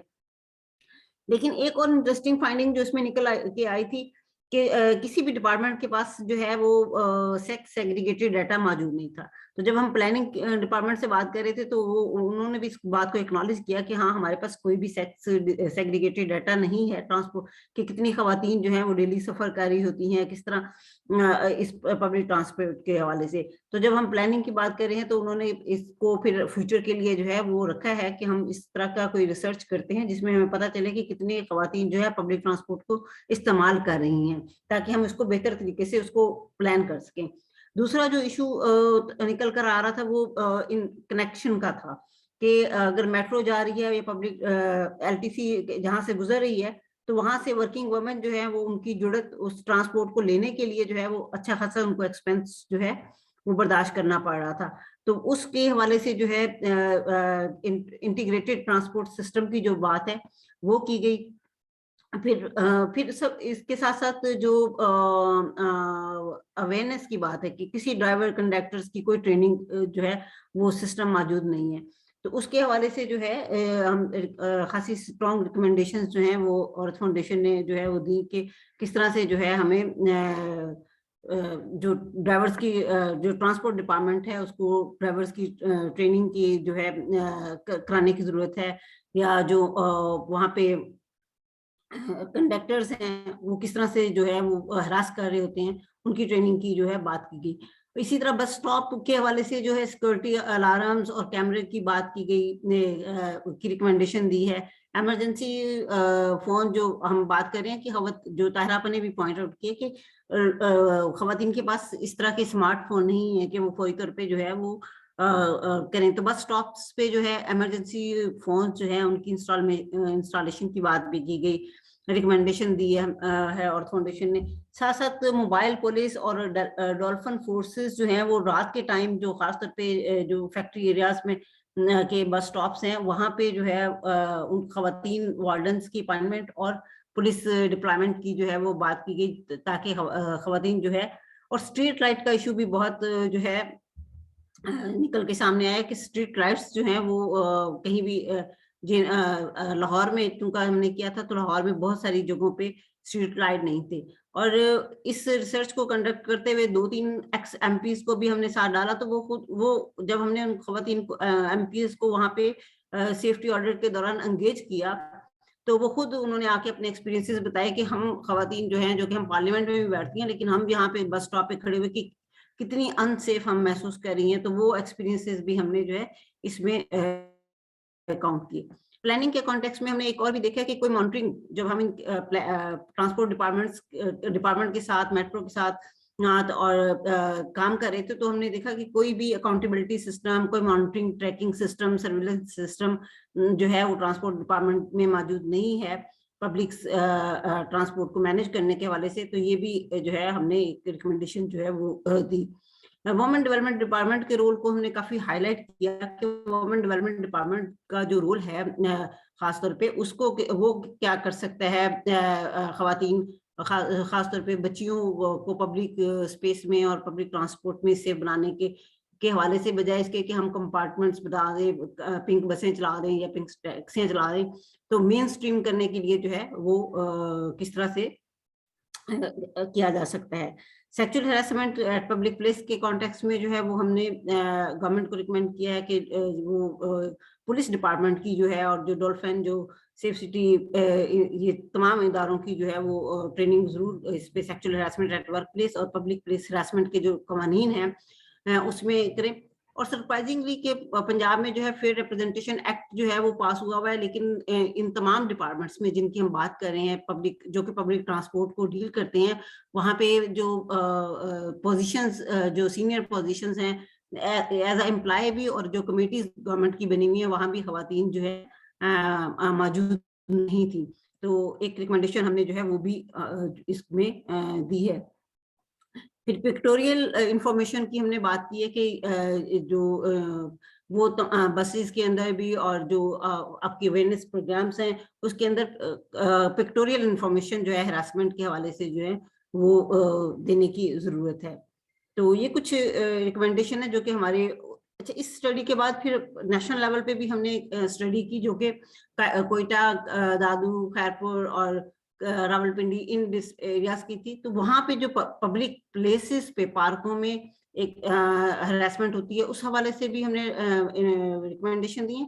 لیکن اس میں سب سے جو زیادہ سرپرائزنگ تھی کہ خیرپور اور دادو وغیرہ اور کوئٹہ ان تینوں شہروں میں جو ہے وہ پبلک ٹرانسپورٹ ہے ہی نہیں. تو جب پبلک ٹرانسپورٹ ہی نہیں ہے تو خواتین کی اور کتنی ہراس ہوتی ہوں گی پرائیویٹ ٹرانسپورٹ میں سفر کرتے ہوئے, یا کتنی ان کو جو ہے کس قسم کی ہراسمنٹ کا جو ہے سامنا کرنا پڑتا ہوگا. तो ये कुछ इश्यूज और कुछ रिकमेंडेशंस हैं जो कि मैंने दिए, लेकिन एक इन डिटेल जो रिकमेंडेशंस हैं वो मैं जरूर आपके साथ शेयर कर दूंगी और ऑर्थ फाउंडेशन की वेबसाइट पे भी अवेलेबल हैं दोनों safety audit reports. Thank you very much.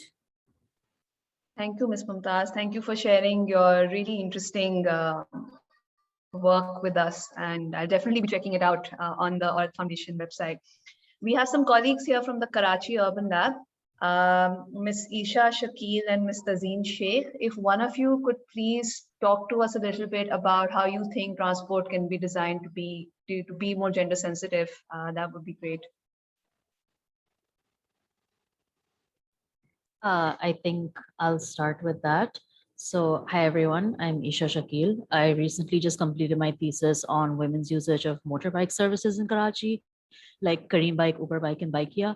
And we're currently working on a project with Safety Pin under Dr. Kalpana Viswanath and Ankita Kapoor, as well as Marianne van der Schuren and Ellie Cosgrave, under Dr. Nausheen Anwar as well. So we've been working on conducting safety audits for bus stops and transportation within the Shah Rasool colony and the Neelam colony area. So our perspective for this research is heavily transport based and heavily climate change based as well. For starters, I'd just like to point out that this kind of dichotomy between public and private spaces and the concept of the Char Diwari can feel kind of outdated, because in this day and age, most families rely on multiple incomes. And so women's labor tends to Sorry, is someone speaking? Okay. I was saying that women's labor often tends to be very invisibilized. So when we're talking about the importance of the transparency in the planning process, everyone kinds of brings up the fact that more women need to be included in the planning process, more women need to be included in the regulatory framework. But very few people tend to think about how important it is to include women even on the lower tier of the kind of labor that's employed. And what I mean is not just training drivers and conductors on sexual harassment, but hiring women as drivers and conductors, hiring women as ticket collectors, because you could train men on sexual harassment all the time, but ultimately those cultural differences will never really come about until you start to normalize women's presence in public. And I don't just mean in public as consumers or as users of certain services, but also as people that are working, people that are collecting the tickets, people that are driving, people that are conducting, as well as people being security guards and as part of the police, you know. And I think that really helps in normalizing women's presence for men as well, and kind of creating that inclusive culture. Another important fact is the importance of infrastructure. So, you know, we could talk about how culture really impacts safety for women in public spaces as well, but I think infrastructure is very much understated in how secure women can end up feeling in public, because you know, there's bus stops that don't have water kiosks. There are public toilets that are primarily in mosques. Therefore, they're not accessible to religious minorities, and they're not accessible to women unless it's a larger mosque. There are no diaper changing stations. There are very few welfare food feeding stations and very few emergency buttons, as the previous researcher was talking about. So when we're talking about the importance of feeling secure and feeling safe in a particular space, I think it shouldn't only be in the sense of thinking that, oh, this particular man might harass me, or that I might feel a little bit alone in that space, but it's also that, what if there's a medical emergency? How will I be able to reach out? Where will I be able to access public toilets? Where will I be able to access water and electricity and gas, especially when it's not accessible within your own home? I think the importance of the entire city feeling like it belongs to you, and the importance of considering transportation in that, it's all very much interconnected, and that just needs to be considered. And speaking of infrastructure, there's also benches and the importance of simply sitting. It's so incredibly understated, especially for pregnant women. You know, there's the fact that pregnant women and new mothers tend to be kept indoors. They tend to be kept away from the home, right? And maybe a lot of that has to do with feeling insecure in public spaces in terms of harassment and potentially people making you feel like you shouldn't be out there. But it's also just in terms of not being able to have a public bathroom to go to, not being able to have a place to sit, to rest, not being able to breastfeed in public. So, I mean, I understand that breastfeeding in public is something that would incite so much public moral policing, but also the importance of subverting these gendered expectations in our city is extremely important, which is like a finding that came from my thesis, because as a user of Bikeia and as a user of Kareem bikes and Uber bikes, I essentially end up sitting front ways and I end up not covering my hair and traveling in public with like essentially a stranger. All of these factors become extremely important in subverting these understandings of gender performativity. Finally, I just want to add that the importance of acknowledging climate change is extremely important, because in the development of the city that's incorporating so much more cement, it's incorporating coal, it's continuing to invest in roads and infrastructure that is exacerbating that heat. And then this heat exhaustion has extremely terrible consequences for women and marginalized communities most of all, because you don't have access, you're experiencing water scarcity, we're experiencing scarcity in electricity, and we don't have those fans at bus stops, we don't have air-conditioned buses, and the density of the bodies in the buses and the heat from the engines, it has very debilitating consequences for our health and as well as our mental health. And it can actually even exacerbate substance abuse as well as abuse within one's own household as well. So yeah, I mean, just taking into consideration that electricity and public access to water and all of these infrastructural needs very much tie in to the way that transport is designed, to the way that transport is essentially designed and the way that it's used, because there's a reason that most people will not use bus stops. What's the point of sitting there if it's primarily occupied by men, if there's only shade, if there's no fans or lighting in those areas? And then finally, I just want to add that privatized public transportation has become very popular in the last few years, aka in Kareem, Uber, and Bikeia. And while it can be considered safer for consumers, the problem is that a lot of that autonomy for drivers has kind of gone away, because a lot of informal transportation like taxis are no longer part of the economy. So if women have larger families to go certain places, taxis are no longer an option to employ. So where are these privatized public solutions really taking us? Because if their purpose is simply to make profit, that will always have the worst impact on working class women, differently abled people, and visibly queer folks. So it's that kind of neoliberal logic that we're trying to counter when we're talking about the exploitation of labor, the displacement, and the dispossession of infrastructural access, and then the cultural justifications that stem from these inequalities. Because of course, when women don't have access to those infrastructures in public, they're not going to be going out. And when they're not out, then that does incite the sort of justifications for moral policing that are used to justify why women shouldn't be in public, So I think they're just very much tied together, and that needs to be acknowledged. Thank you. Thank you, Eisha. Thank you for articulating the cycle that we seem to be stuck in. I'm going to now invite Dr. Masooma to talk about gender-sensitive designs in transport. Thank you very much, Hadia, and thank you for inviting me to this very interesting and useful discussion. My perspective, the perspective of the discussion today, I'm going to draw on my research in education to give a few specific examples and evidence of this problem. And the research was done largely in other contexts, but the findings highlight the importance of safe spaces for women. So 3 important recurring constraints actually to female education came out of this research. Distance to school and availability of transport were in fact one of the most important constraints for access to female education. The number 2, safety concerns, and 3, having environments that are conducive to work and study.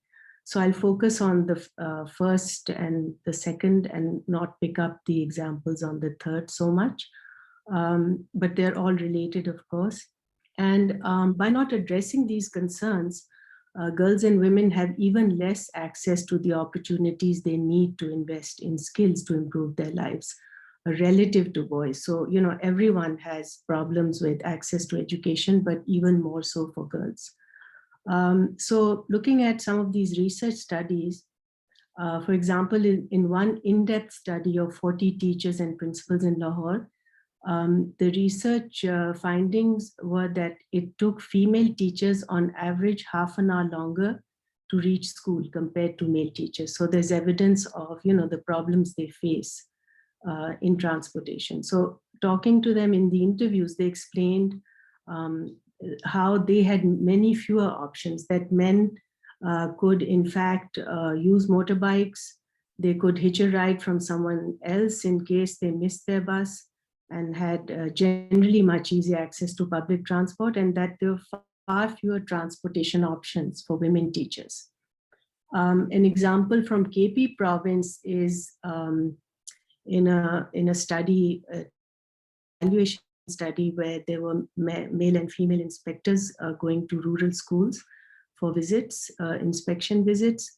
The women inspectors talked about a lot of difficulty in visiting the remoter area schools as compared to male inspectors. And that was one of the main things that came out in the discussion. They explained that sometimes they would have to, you know, needed to arrange for their own transport, sometimes needed to be accompanied by male escorts on school visits, whereas these mobility constraints were not crucial for the male inspectors to do their jobs.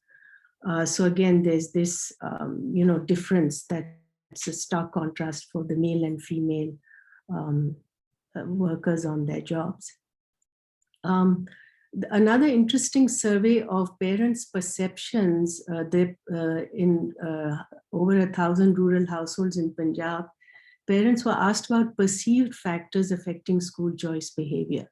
And again, distance was one of the major determinants for low-fee private schools. Since the majority of children walk to school, and parents, all the children walk to school, but parents were more willing to let the boys walk longer distance. So for girls, how far the school was from the house, and in fact, it generated demand for low-fee private schools closer to the house because distance was a major factor. So in fact, girls, there was more demand for girls' primary private schools from that perspective. Another important point related to safety was that parents were more concerned about the school environment as reflected by safety, the quality of teachers in general, rather than academic standards offered. So if you looked at teacher subject quality and the quality of subjects taught and teachers in general, parents gave priority to girls' safety from the perspective of teachers creating a conducive environment for learning, rather than specialized teachers that were very skilled in subjects. So in fact, it seems like safety and safety versus access to the best quality education became a trade-off, and it should not be a trade-off for parents. So parents generally also were more likely to invest in girls' schooling if they perceived that the employment opportunities were available locally, such as teaching for girls. So again, it's access, it's, you know, some of these things would come up.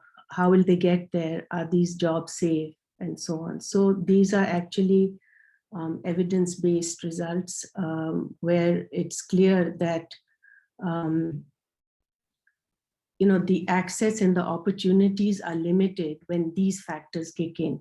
And so girls would have less access to education in general and be able to invest less in, you know, their, you know, honing their skills, maybe choosing the subjects they like because the safety concern is the first concern.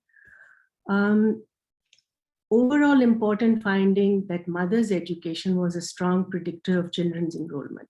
So again, we can see how important it is to educate girls because there are many cross-generational benefits of addressing constraints to girls' education.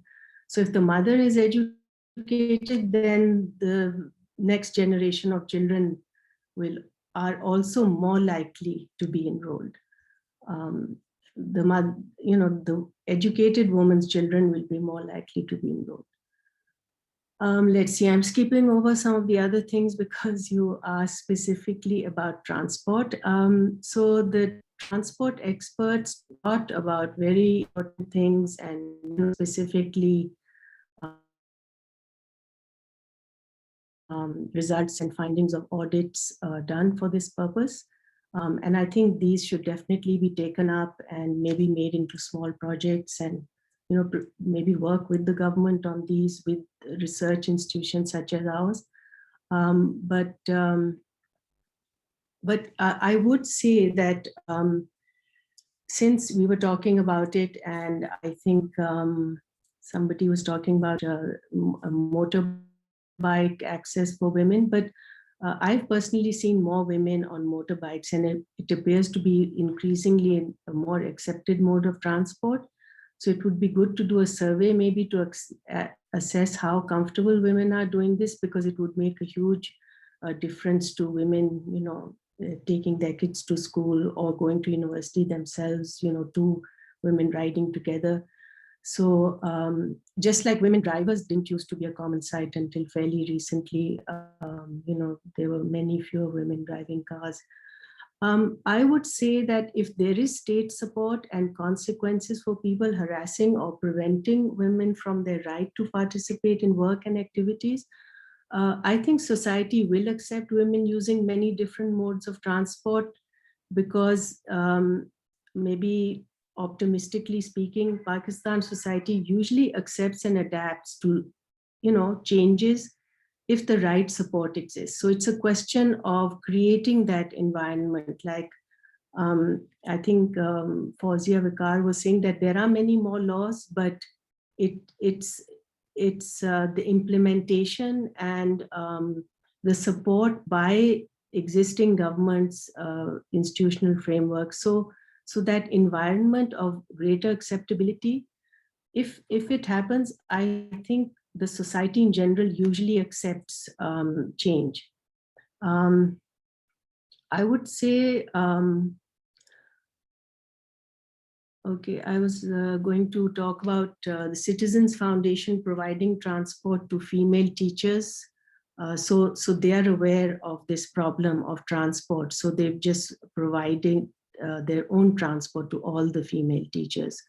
That's an example where they took into account this issue and did something about it. I'd say overall, I think it is everyone's responsibility to ensure women's safety in public spaces, and the burden is not only on women themselves. So what Tahira was saying about prevention is extremely important, I think, because otherwise the burden is on women themselves, that, okay, you have this app, you're safe, we don't have to have anything, we don't have to change the environment. So overall, I think it is society's problem and responsibility, and not women's burden and responsibility to ensure their own safety all the time. Of course, we all need to ensure our safety, but it is a societal problem as well. So I think I'll stop here because I've touched on all the transport issues. Thank you. Thank you, Dr. Masooma. Absolutely, it is society's responsibility when it comes to women's safety. I'm putting up the last question that had been shared.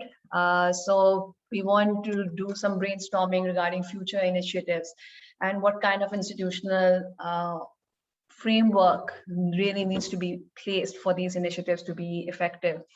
I'll start with Dr. Naved Hamid. Dr. Naved, if you could please share your thoughts. Thank you very much, Hadia, and thank you everyone for a very, very interesting and thoughtful session and thought-provoking session. Our purpose really is to go the next step. What do we do now, and have some ideas from this session to go forward with. I was just thinking that we had reference to a lot of relevant research and audit and data, and it would be wonderful if we could share that. We got this reference to the Oral Foundation, but others also, and maybe we can make some kind of the repository of this data so that other people who want to work in this area could access it from there. So CDPR could play this role. Secondly, I think there have been a number of excellent ideas for possible interventions. For example, I thought this was very good suggestion: training of transport workers, drivers, conductors, guards at metro stations, frontline police, Dolphin Squad or others. And so this is something that we could take forward as a project.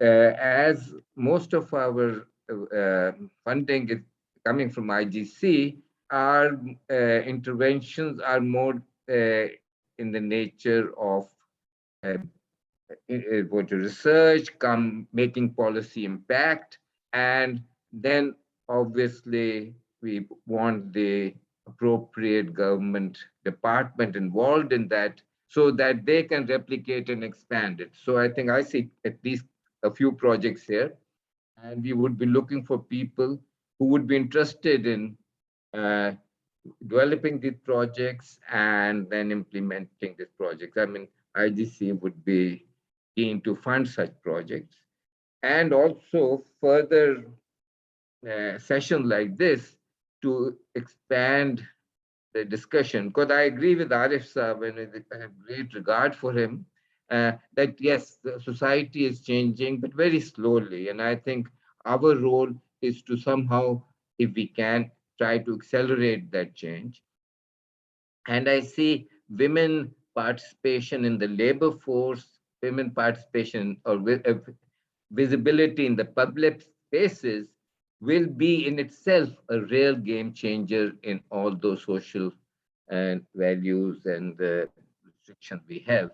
So I think the focus is excellent, and we would be very keen to take forward in form of funding or any other resources we can provide to researchers and activists and the government departments to take forward any of these ideas in the future.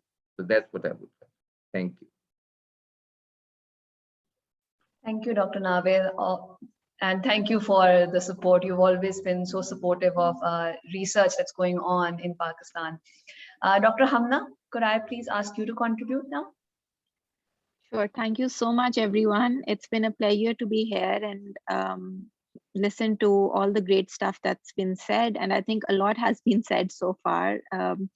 And what I would like to do is just kind of lay out. I've been thinking about this when I was contacted by Zara, and here are the things that came to my mind in terms of thinking about next steps or thinking about a more holistic framework as to what needs to be done. So to begin with, I think what I'm proposing centers around centers around kind of a three-step process, where the first is kind of educating ourselves, and I think a lot of us have kind of pointed towards this direction that while we know that there are lots of issues and there's a lot of actual stories that are increasingly coming out there, where women are increasingly being subjected to gender-based violence, but just understanding, collecting more data, doing more research, understanding what really are the needs, and what are the gaps that exist in terms of actual things that are there, for instance, legislation, whether people are aware of that legislation or not, whether they have that information. And not just from that perspective, but also in terms of collecting more data to understand the behavior of the victim as well as the perpetrator. So this has been talked about before, but I think what we really need to understand what triggers violence. We can make our infrastructure as gender inclusive as possible, but it's not going to help at the end of the day if we are unable to find the root of that behavior and that problem. So trying to understand what triggers this behavior amongst men, of engaging in violence. And then on the other hand, also understanding victims' behavior of not reporting, of people who witness this kind of violence, but not standing up, being bystanders rather than upstanders, in public spaces. So I think that's one aspect of educating ourselves. The other aspect of educating ourselves, I think, is to learn from others. I think that there's a lot out there that we can learn from, that policymakers in, places like Delhi and London and Paris and a lot of these other metropolitan urban cities where they've been increasingly trying to make public spaces safe for women. So kind of learning from them. So for instance, in London, they appointed with the new mayor back in 2016, they appointed a night mayor, a female night mayor for London. And I mean, they've done a really comprehensive and, multi-pronged approach towards trying to address a lot of issues with regards to ensuring safety on the London tube stations, etc. And then the third aspect of educating, I feel, is once we, taking one step at a time, once we redesign a particular infrastructure, trying to understand, did it really lead to more effective, more safer space for women? Did it reduce violence? What are the factors that helped? Collecting statistics, collecting more data on these aspects, I think, can really help us, buy in the importance of this and kind of helping us move forward. So that was the first element. The second element, I feel, is related to the first in terms of understanding the behavior of the victims as well as perpetrators, but then going on and engaging. How do you change behavior in a society? And increasingly what we find from research is that interventions, particularly school-based interventions that are targeted during adolescence, can be really effective in terms of addressing issues and addressing our beliefs as individuals, whether that's for girls or boys, in addressing social norms. So having, incorporating interventions within the curriculum in kind of a school-based environment, I think that may be, from a longer term perspective, may be helpful in kind of changing norms, changing both men and women's kind of attitudes towards these things. And then finally, I think lastly is, given both of the first elements, kind of designing spaces, in particularly sort of including more women in urban planning, I think, to kind of, I think a lot have been said about what should be the best design or what are the problems in public spaces for women, but just kind of keeping all of that in mind and then ensuring greater inclusion within the planning process can really kind of, I feel, might be useful or might be helpful in moving forward and in taking this conversation forward. And I would like to end by saying that I think we all of us agree that providing a safe space for women is important, but I also want to add that it needs also to be pitched in the following way, that providing a safe space for women is also good for everybody. It's not just good for women, it's also good for men, right? If once it's so, in that sense, we need to focus on the inclusion aspect of it, that having a good design, having a safe design is not just going to help women, but it's going to help everyone in society. So there's a greater good attached there that can help all of us, I think, at the end of the day. So thank you so much. That's all from my side. Thank you, Dr. Hamna. Mr. Zain, the floor is yours. Thank you. Assalamu alaikum, everyone. So let me first just answer the question as it was written down in the document, how future initiatives can be effectively implemented. So I mean, in general, for example, this has been done in many places. Wherever women at the grassroots level or at the community level are involved, it makes for much more successful interventions. These are people who then have much more knowledge about the precise challenges that they face.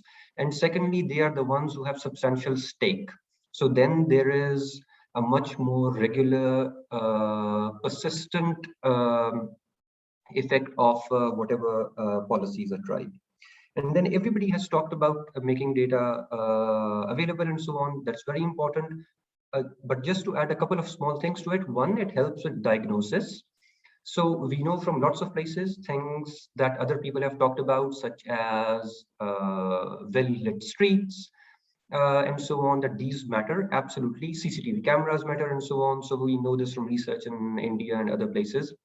But specifically in Pakistan, then the implementation can differ a lot, and then it can lead to very different behavioral responses. So for example, if you have CCTV cameras and then the police doesn't do anything, it doesn't have enough manpower and so on. So it doesn't have enough resources and nothing happens, and people learn that, and then they are completely ineffective. So one needs to be able to understand, because harassment, I mean, very persuasive, but still it differs according to different circumstances and spaces. So to learn precisely where it is worse and what potentially already works, that helps a lot. And the second thing is about accountability. The stuff that the PSCA is doing is, I mean, it was fascinating, and it's really nice that they are being so proactive and so on. But in all these initiatives by the government, it depends a lot on who the person is that is heading the agency, what resources they have.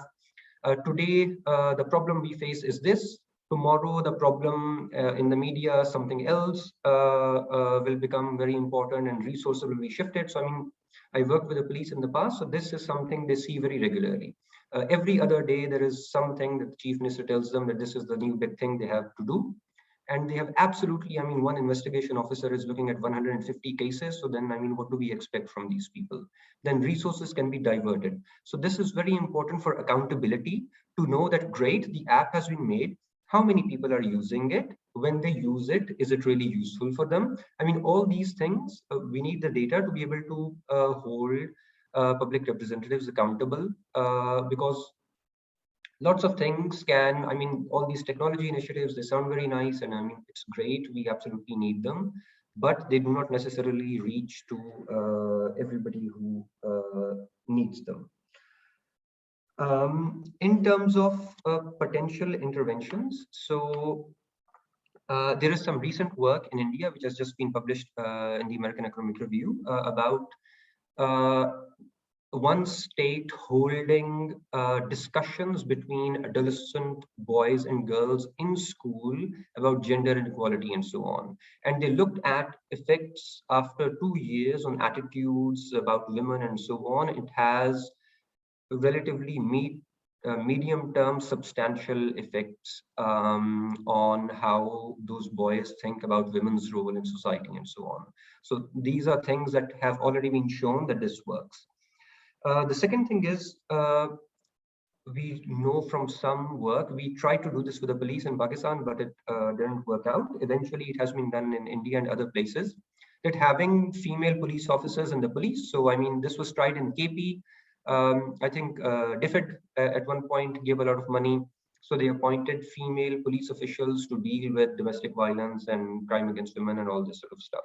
That gives you much more confidence, women much more confidence that they can actually approach the police without getting made fun of. And I mean, because the whole experience can be quite difficult. Then different types of information campaigns for politics and otherwise, they've been shown that they also have substantial effects. So for example, I mean, if religious conservatism is an issue, I mean, for example, during Corona, Kate Viboni and others, they ran a campaign in mosques to tell people to be careful and so on, and they actually verified a lot of these things, and it had a substantial impact. And you know, we tend to think that maybe these are just extremely conservative places, but there is a lot of variety, and this is also a place where people, I mean, it has influence and can potentially change to lead to changing norms. And lastly, this is also something that once with Karrar and we were trying to do, was to work with Dolphin Force to be able to train them and to create better teams. So they work in teams of 4, and one could potentially look at in what combination, what sort of personality traits, etc., we can select on so that we create teams which are more responsive in general to crime, and in particular responding to violence against women. That's it. Thank you. Thank you, Zain. Thank you for highlighting these great initiatives. And really, I mean, we need to figure out what works, but then what is key is also the continuity in those efforts. So I think that was a really important point that you raised. I'm going to now move on to Dr. Karrar Hussain. Karrar, please, what do you have to say about this question? Assalamu alaikum everyone. बहुत बहुत शुक्रिया CDPR का और बाकी मुकर्रीन का जहाँ पर उन्होंने मतलब इस इम्पोर्टेंट इशू को हाईलाइट किया हमारे सोसाइटी के लेवल पर. मेरा ताल्लुक़ ख़ुद बलूचिस्तान क्वेटा हज़ारा बरादरी से है और पिछले 10-15 सालों में मतलब before coming to answer the question directly let me answer this question in a kind of indirect way. पिछले 10-15 सालों में मतलब चूँकि हमारा आउट माइग्रेशन पाकिस्तान से बाहर हमारे मर्दों का ज़्यादा जाना हुआ, तो पीछे हमारे माशरे में हज़ारा बरादरी की कम्युनिटी के क्वेटा में चाहते हुए या ना चाहते हुए ढेर सारे डिसीजन मेकिंग इश्यूज ख़वातीन के पास हैं. और पिछले 10-15 सालों में अगर मैं देखूं हमारे माशरे में बड़ी इम्पोर्टेंट पॉजिटिव चेंजेस आई हैं जस्ट बिकॉज के भाई मतलब ज़्यादातर मर्दों का बाहर जाना हुआ, वहाँ पे सेटलमेंट हुआ, तो पीछे जो ख़वातीन काउंसलर्स बनी हैं, एजुकेशन के फील्ड में आई है, तो एक बड़ा पॉजिटिव इम्पैक्ट मैंने ख़ुद अपने आंखों से पिछले 10-15 सालों में मैंने नोटिस किया. बाकी जहाँ तक सवाल का ताल्लुक़ है, मैं पर्टिकुलरली दो मुकर्रीन के पॉइंट्स को ज़रा मैग्नीफाई करके एलबोरेट करूँगा और उसी से आपके सवाल का जवाब भी दूंगा. पहली बात यह है कि डॉक्टर मासूमा ने यहाँ पर एक इम्पॉर्टेंट इशू डिस्कस किया कि भाई मतलब डिस्टेंस रिसर्च के पॉइंट ऑफ व्यू से, जहाँ पर ना सिर्फ एजुकेशन में बल्कि हेल्थ एक्सेस में, हेल्थ कवरेज में या हेल्थ के यूजेज में भी, हेल्थ सर्विसेज के यूजेज में भी बड़ा इम्पोर्टेंट रोल अदा करता है. और सबसे अभी एक रिसेंट स्टडी हुई है इसी डिस्टेंस के मौजू पर. अगर मैं उसको सिंपल एग्जांपल में समझाना चाहूँ आप लोगों को, वो ये है कि भाई अगर मुल्तान से 100 बच्चियों का और 100 बच्चों का किंग एडवर्ड्स मेडिकल यूनिवर्सिटी में एडमिशन हुआ है, तो 100 के 100 बच्चे डेफिनेटली जाएंगे King Edward's Medical University. King Edward's Medical University एक टॉप यूनिवर्सिटी है मेडिकल साइंसेज में पाकिस्तान में. जबकि अगर ख़वातीन का बिहेवियर चेक किया है रिसर्चर ने, तो उस 100 में से 70 ख़वातीन ने एक्चुअली हाँ किया है जाने के लिए. 30 ख़वातीन ने सिर्फ़ और सिर्फ डिस्टेंस की वजह से इनकार किया है कि भाई मतलब लाहौर चूँकि मुल्तान से बहुत दूर है, हमारे लिए आना जाना सबसे बड़ा मसला है. तो उन लोगों ने किंग एडवर्ड्स मेडिकल यूनिवर्सिटी को भी इनकार कर दिया. तो मैं डिस्टेंस और डिस्टेंस से रिलेटेड सिक्योरिटी और सिक्योरिटी से रिलेटेड ये ख़वातीन पर्टिकुलर इश्यूज़ ना बड़े इम्पॉर्टेंट रहे हैं. दूसरी बात, ज़ैन ने यहाँ पर इम्पॉर्टेंट इशू रेज़ किया कि भाई मतलब फ़िलहाल ढेर सारे स्टडीज़ ढेर सारे ममालिक में हुए हैं और रिज़ल्ट्स बड़े, कुछ के रिज़ल्ट्स पॉजिटिव आए हैं, कुछ के रिज़ल्ट्स नेगेटिव आए हैं, और the jury is out there to evaluate those studies. लेकिन पाकिस्तान के कॉन्टेक्स्ट में मतलब बहुत कम स्टडीज़ है टू बिगिन विद. और सबसे बड़ी वजह यह है कि ज़ैन ने सब मेंशन किया कि भाई मतलब यहाँ पर प्रायोरिटीज़ ऑलमोस्ट डेली बेसिस पे, ऑलमोस्ट सेकंड बेसिस पे चेंज होते रहते हैं. तो चूँकि اس طرح کے ورکشاپ اور اس طرح کے پلیٹ فارم کا فائدہ اٹھاتے ہوئے میں ابھی سوال کے جواب کی طرف آتا ہوں کہ ڈھیر سارے آلریڈی گورنمنٹ سائڈ سے ڈھیر سارے پالیسیز آلریڈی ان پلیس ہیں جو خواتین specific women in workplace سے اس کو ایڈریس کر رہے ہیں. اگر سی ڈی پی آر کے پلیٹ فارم کا فائدہ اٹھاتے ہوئے ہمیں ان انیشیٹوز کے ڈیٹا تک ہمیں حد تک ہمیں ایکسیسیبلٹی دی جائے کہ ہم دیکھیں کہ بھائی مطلب کیا چیز کام کر رہا ہے پاکستان میں, کیا چیز کام نہیں کر رہا ہے. اگر کوئی چیز کام کر رہا ہے تو اس کو مزید بہتر کس طریقے سے کیا جا سکتا ہے. ونس وی ڈیفائن کہ بھائی مطلب کس مزید بہتری کر کے دین وی کین تھنک کہ بھائی مطلب ہم اس چیز کو مزید پاکستان کے مختلف علاقوں میں, ہمیں یہ بالکل پتہ ہے کہ جتنے ڈھیر سارے کام ہوئے ہیں میجورٹی بڑے شہروں میں پاکستان کے, لاہور میں, کراچی میں, کوئٹہ, پشاور اور دور دراز خزدار, مستونگ, ان ایریا کا تو ابھی تک تو دور دور تک کی بات نہ ہوئی ہے نہ فورسیبل فیوچر میں ہونی ہے. لیکن at the end of the day ہمیں کچھ ایسے پالیسیز بھی at the end of the day کے بارے میں سوچنی چاہیے جو پورے پاکستان پہ کے حد تک کچھ نہ کچھ یا کسی نہ کسی حد تک امپلیمنٹیبل ہو. تو اگین جس طریقے سے ڈاکٹر نوید حامد نے مینشن کیا کہ بھائی مطلب اگر بسم اللہ یا اسٹارٹ ہی ہم یہاں سے کر لیں کہ جو گورنمنٹ کے سائڈ پر جو انیشیٹوز ہوئے ہیں ان کی ڈاکومنٹیشن اور رپورٹ کے حد تک سی ڈی پی آر یہ لیڈ لے لے کہ بھائی مطلب یہ چیزیں گورنمنٹ کے سائڈ سے ہو رہی ہے اور گورنمنٹ اس کے اوپر یہ ڈیٹا کے حد تک یا پارٹنرشپ کے حد تک ریڈی ہے. اور باہر سے ریسرچر میں جیسے زین ہوا, ڈاکٹر معصومہ ہوئی, یا اپنے آپ کو بھی انکلوڈ کروں گا, میں ڈاکٹر ہادیہ کو بھی انکلوڈ کروں گا کہ بھائی مطلب ہمیں یہاں تک اگر ایکسیس دی جائے کہ بھائی مطلب پاکستان میں یہ جو پالیسیز پچھلے 10-15 سالوں میں امپلیمنٹ ہوئے ہیں ان کا خاطر خواہ کوئی نتائج آیا بھی ہے یا نہیں. اگر آیا ہے تو اس میں اس کو مزید بہتر کس طریقے سے کیا جا سکتا ہے. دوسری بات, اگر بہتری کے چانسز ہے یا نہیں ہے, جو سب سے بڑا کویشچن ہے کہ ہم پاکستان کے دوسرے علاقوں میں ان کو کس طریقے سے اسکیل اپ کر سکتے ہیں. تو میرے پاس یہی ہے.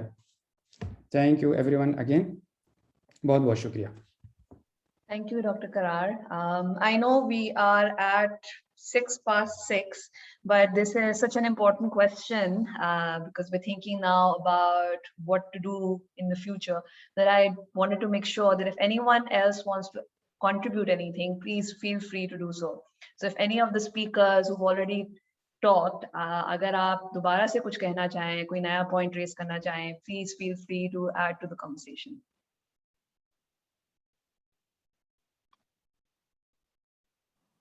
Okay, let me make 2 quick points. So one, the paper that Karrar has mentioned, Glass Walls by Asim Khwaja and others, I think. So what they do is they are trying to offer skills training, I think if it's the same paper, to women.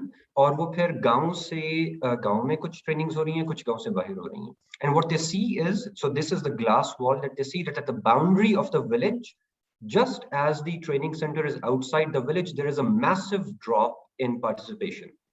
Absolutely it crashes down close to zero.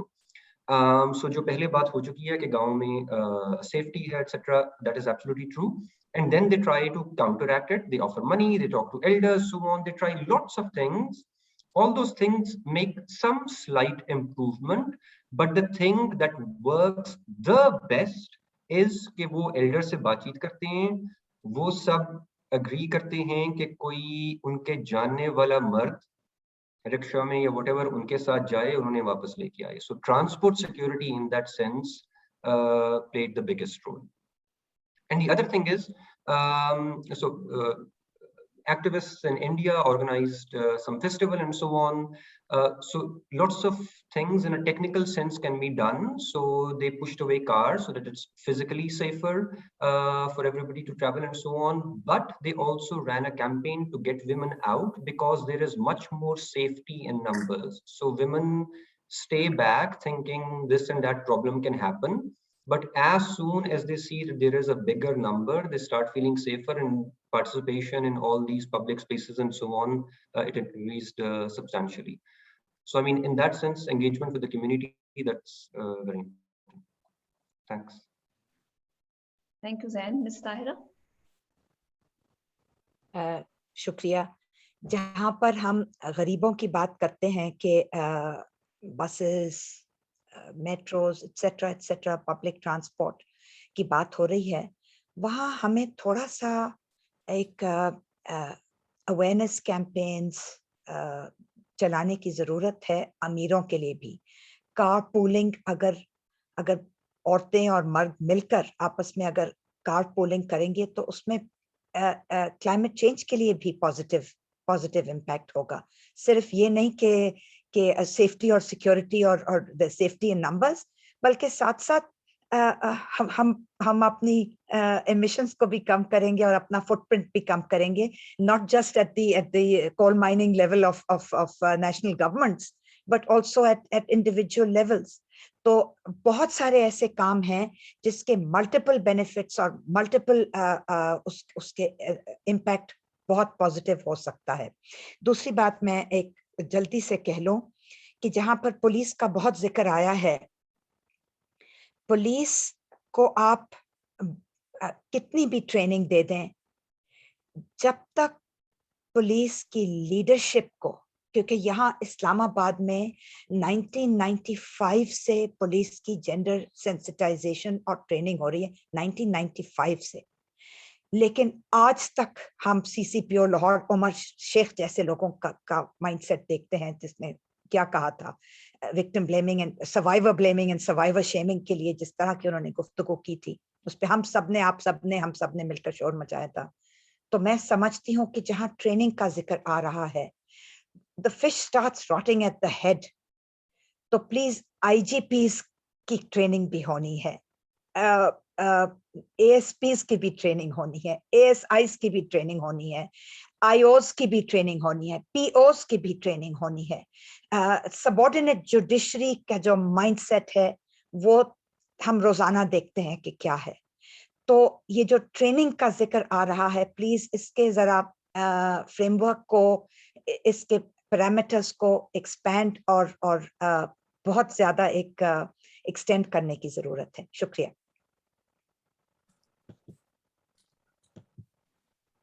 Thank you, Ms. Tahira. Fantastic. Thank you all so much. I have filled lots of sheets with notes, and I just wanted to pull together a few threads, and in terms of forward-looking, solution-oriented steps, for me at least, some of the key points that have emerged from today's discussion. I mean, one of the first few things that we talked about was just about changing mindsets. And a lot of the speakers today highlighted how we need to create the right environment. Abhi jo Ms. Tahira keh rahi thi about training, creating a framework, thinking about the entire system from the top to the bottom. And here, I think Eisha's point was really crucial. Okay, you know, we always thinking about leadership, and we think about training conductors and bus drivers. What about just hiring women? And I think this goes back to the idea of normalizing women in public spaces. So I think changing mindsets either through media or through just having more women in public spaces, changing the roles that they have in society. I think that's really something that's emerged from today's discussion. I think we are moving from a safe, with the Safe City Initiative has become the Smart City Initiative. Lekin isme, I take wholeheartedly the points that were raised regarding access to technology, access to smartphones, access to the internet, and not just access, but the monitoring of technology that occurs within the household and in the public arena when it comes to women's usage. That's something that we really have to keep in mind. And of course, this goes back to the idea of changing mindsets. The reason why women are so policed in the physical and the digital sphere is because we have a particular preconceived notions of what their role is and should be in our society, and we really need to work towards changing that. And it was so nice to hear Arif Saab's comments about how his work is finding, and there's a change that's coming up. It's slow, but at least it's there. And finally, I think there's been a lot of talk about data, that we need to understand trends, we need to understand where harassment is taking place, in what forms, who is suffering from it. We need to think about projections, we need to think about changing our bylaws, what laws work, what parts of our laws don't work. So I think the points that have been raised about the education system, about curriculum, about having conversations within the classroom between adolescent boys and girls, I think those are so key, because we need to think about the entire system. Public spaces के बारे में बात अगर करेंगे तो उसमें आपको transport system तो जाहिर है लाना पड़ेगा, लेकिन आपको ये भी देखना पड़ेगा कि घर के अंदर क्या हो रहा है, क्लासरूम्स के अंदर क्या हो रहा है. Only then will we see holistic change take place in society. I've learned so much in today's discussion, and I'm so thankful to all of the speakers who came today. And thank you so much for your time. And thank you so much for really engaging with the topics that the team gave, as well as engaging with each other. I'm going to hand off to Zara for officially closing the session. And I just want to say my thanks once again, both to the participants as well as to CDPR for organizing this workshop. Thank you so much, Dr. Hadia, for moderating the session. And thank you everyone, to each of you, for your thoughtful, thought-provoking, and very interesting ideas. For CDPR, this workshop is just the first step that we're taking on this area and on this topic. We hope to continue with engaging with you even after this, and we invite you, if you have any ideas of collaboration, research, we would be happy to discuss that. And we want to come up with actionable ideas that we can take to policymakers so there can be actual change. So we're looking forward to working with each and every one of you after this workshop as well. Thank you so much for your time and for coming to it. And I think we can now officially wrap up because we've gone way beyond our time. So thank you. Thank you. Thank you. Take care. Khuda Hafiz. Thank you. Khuda Hafiz.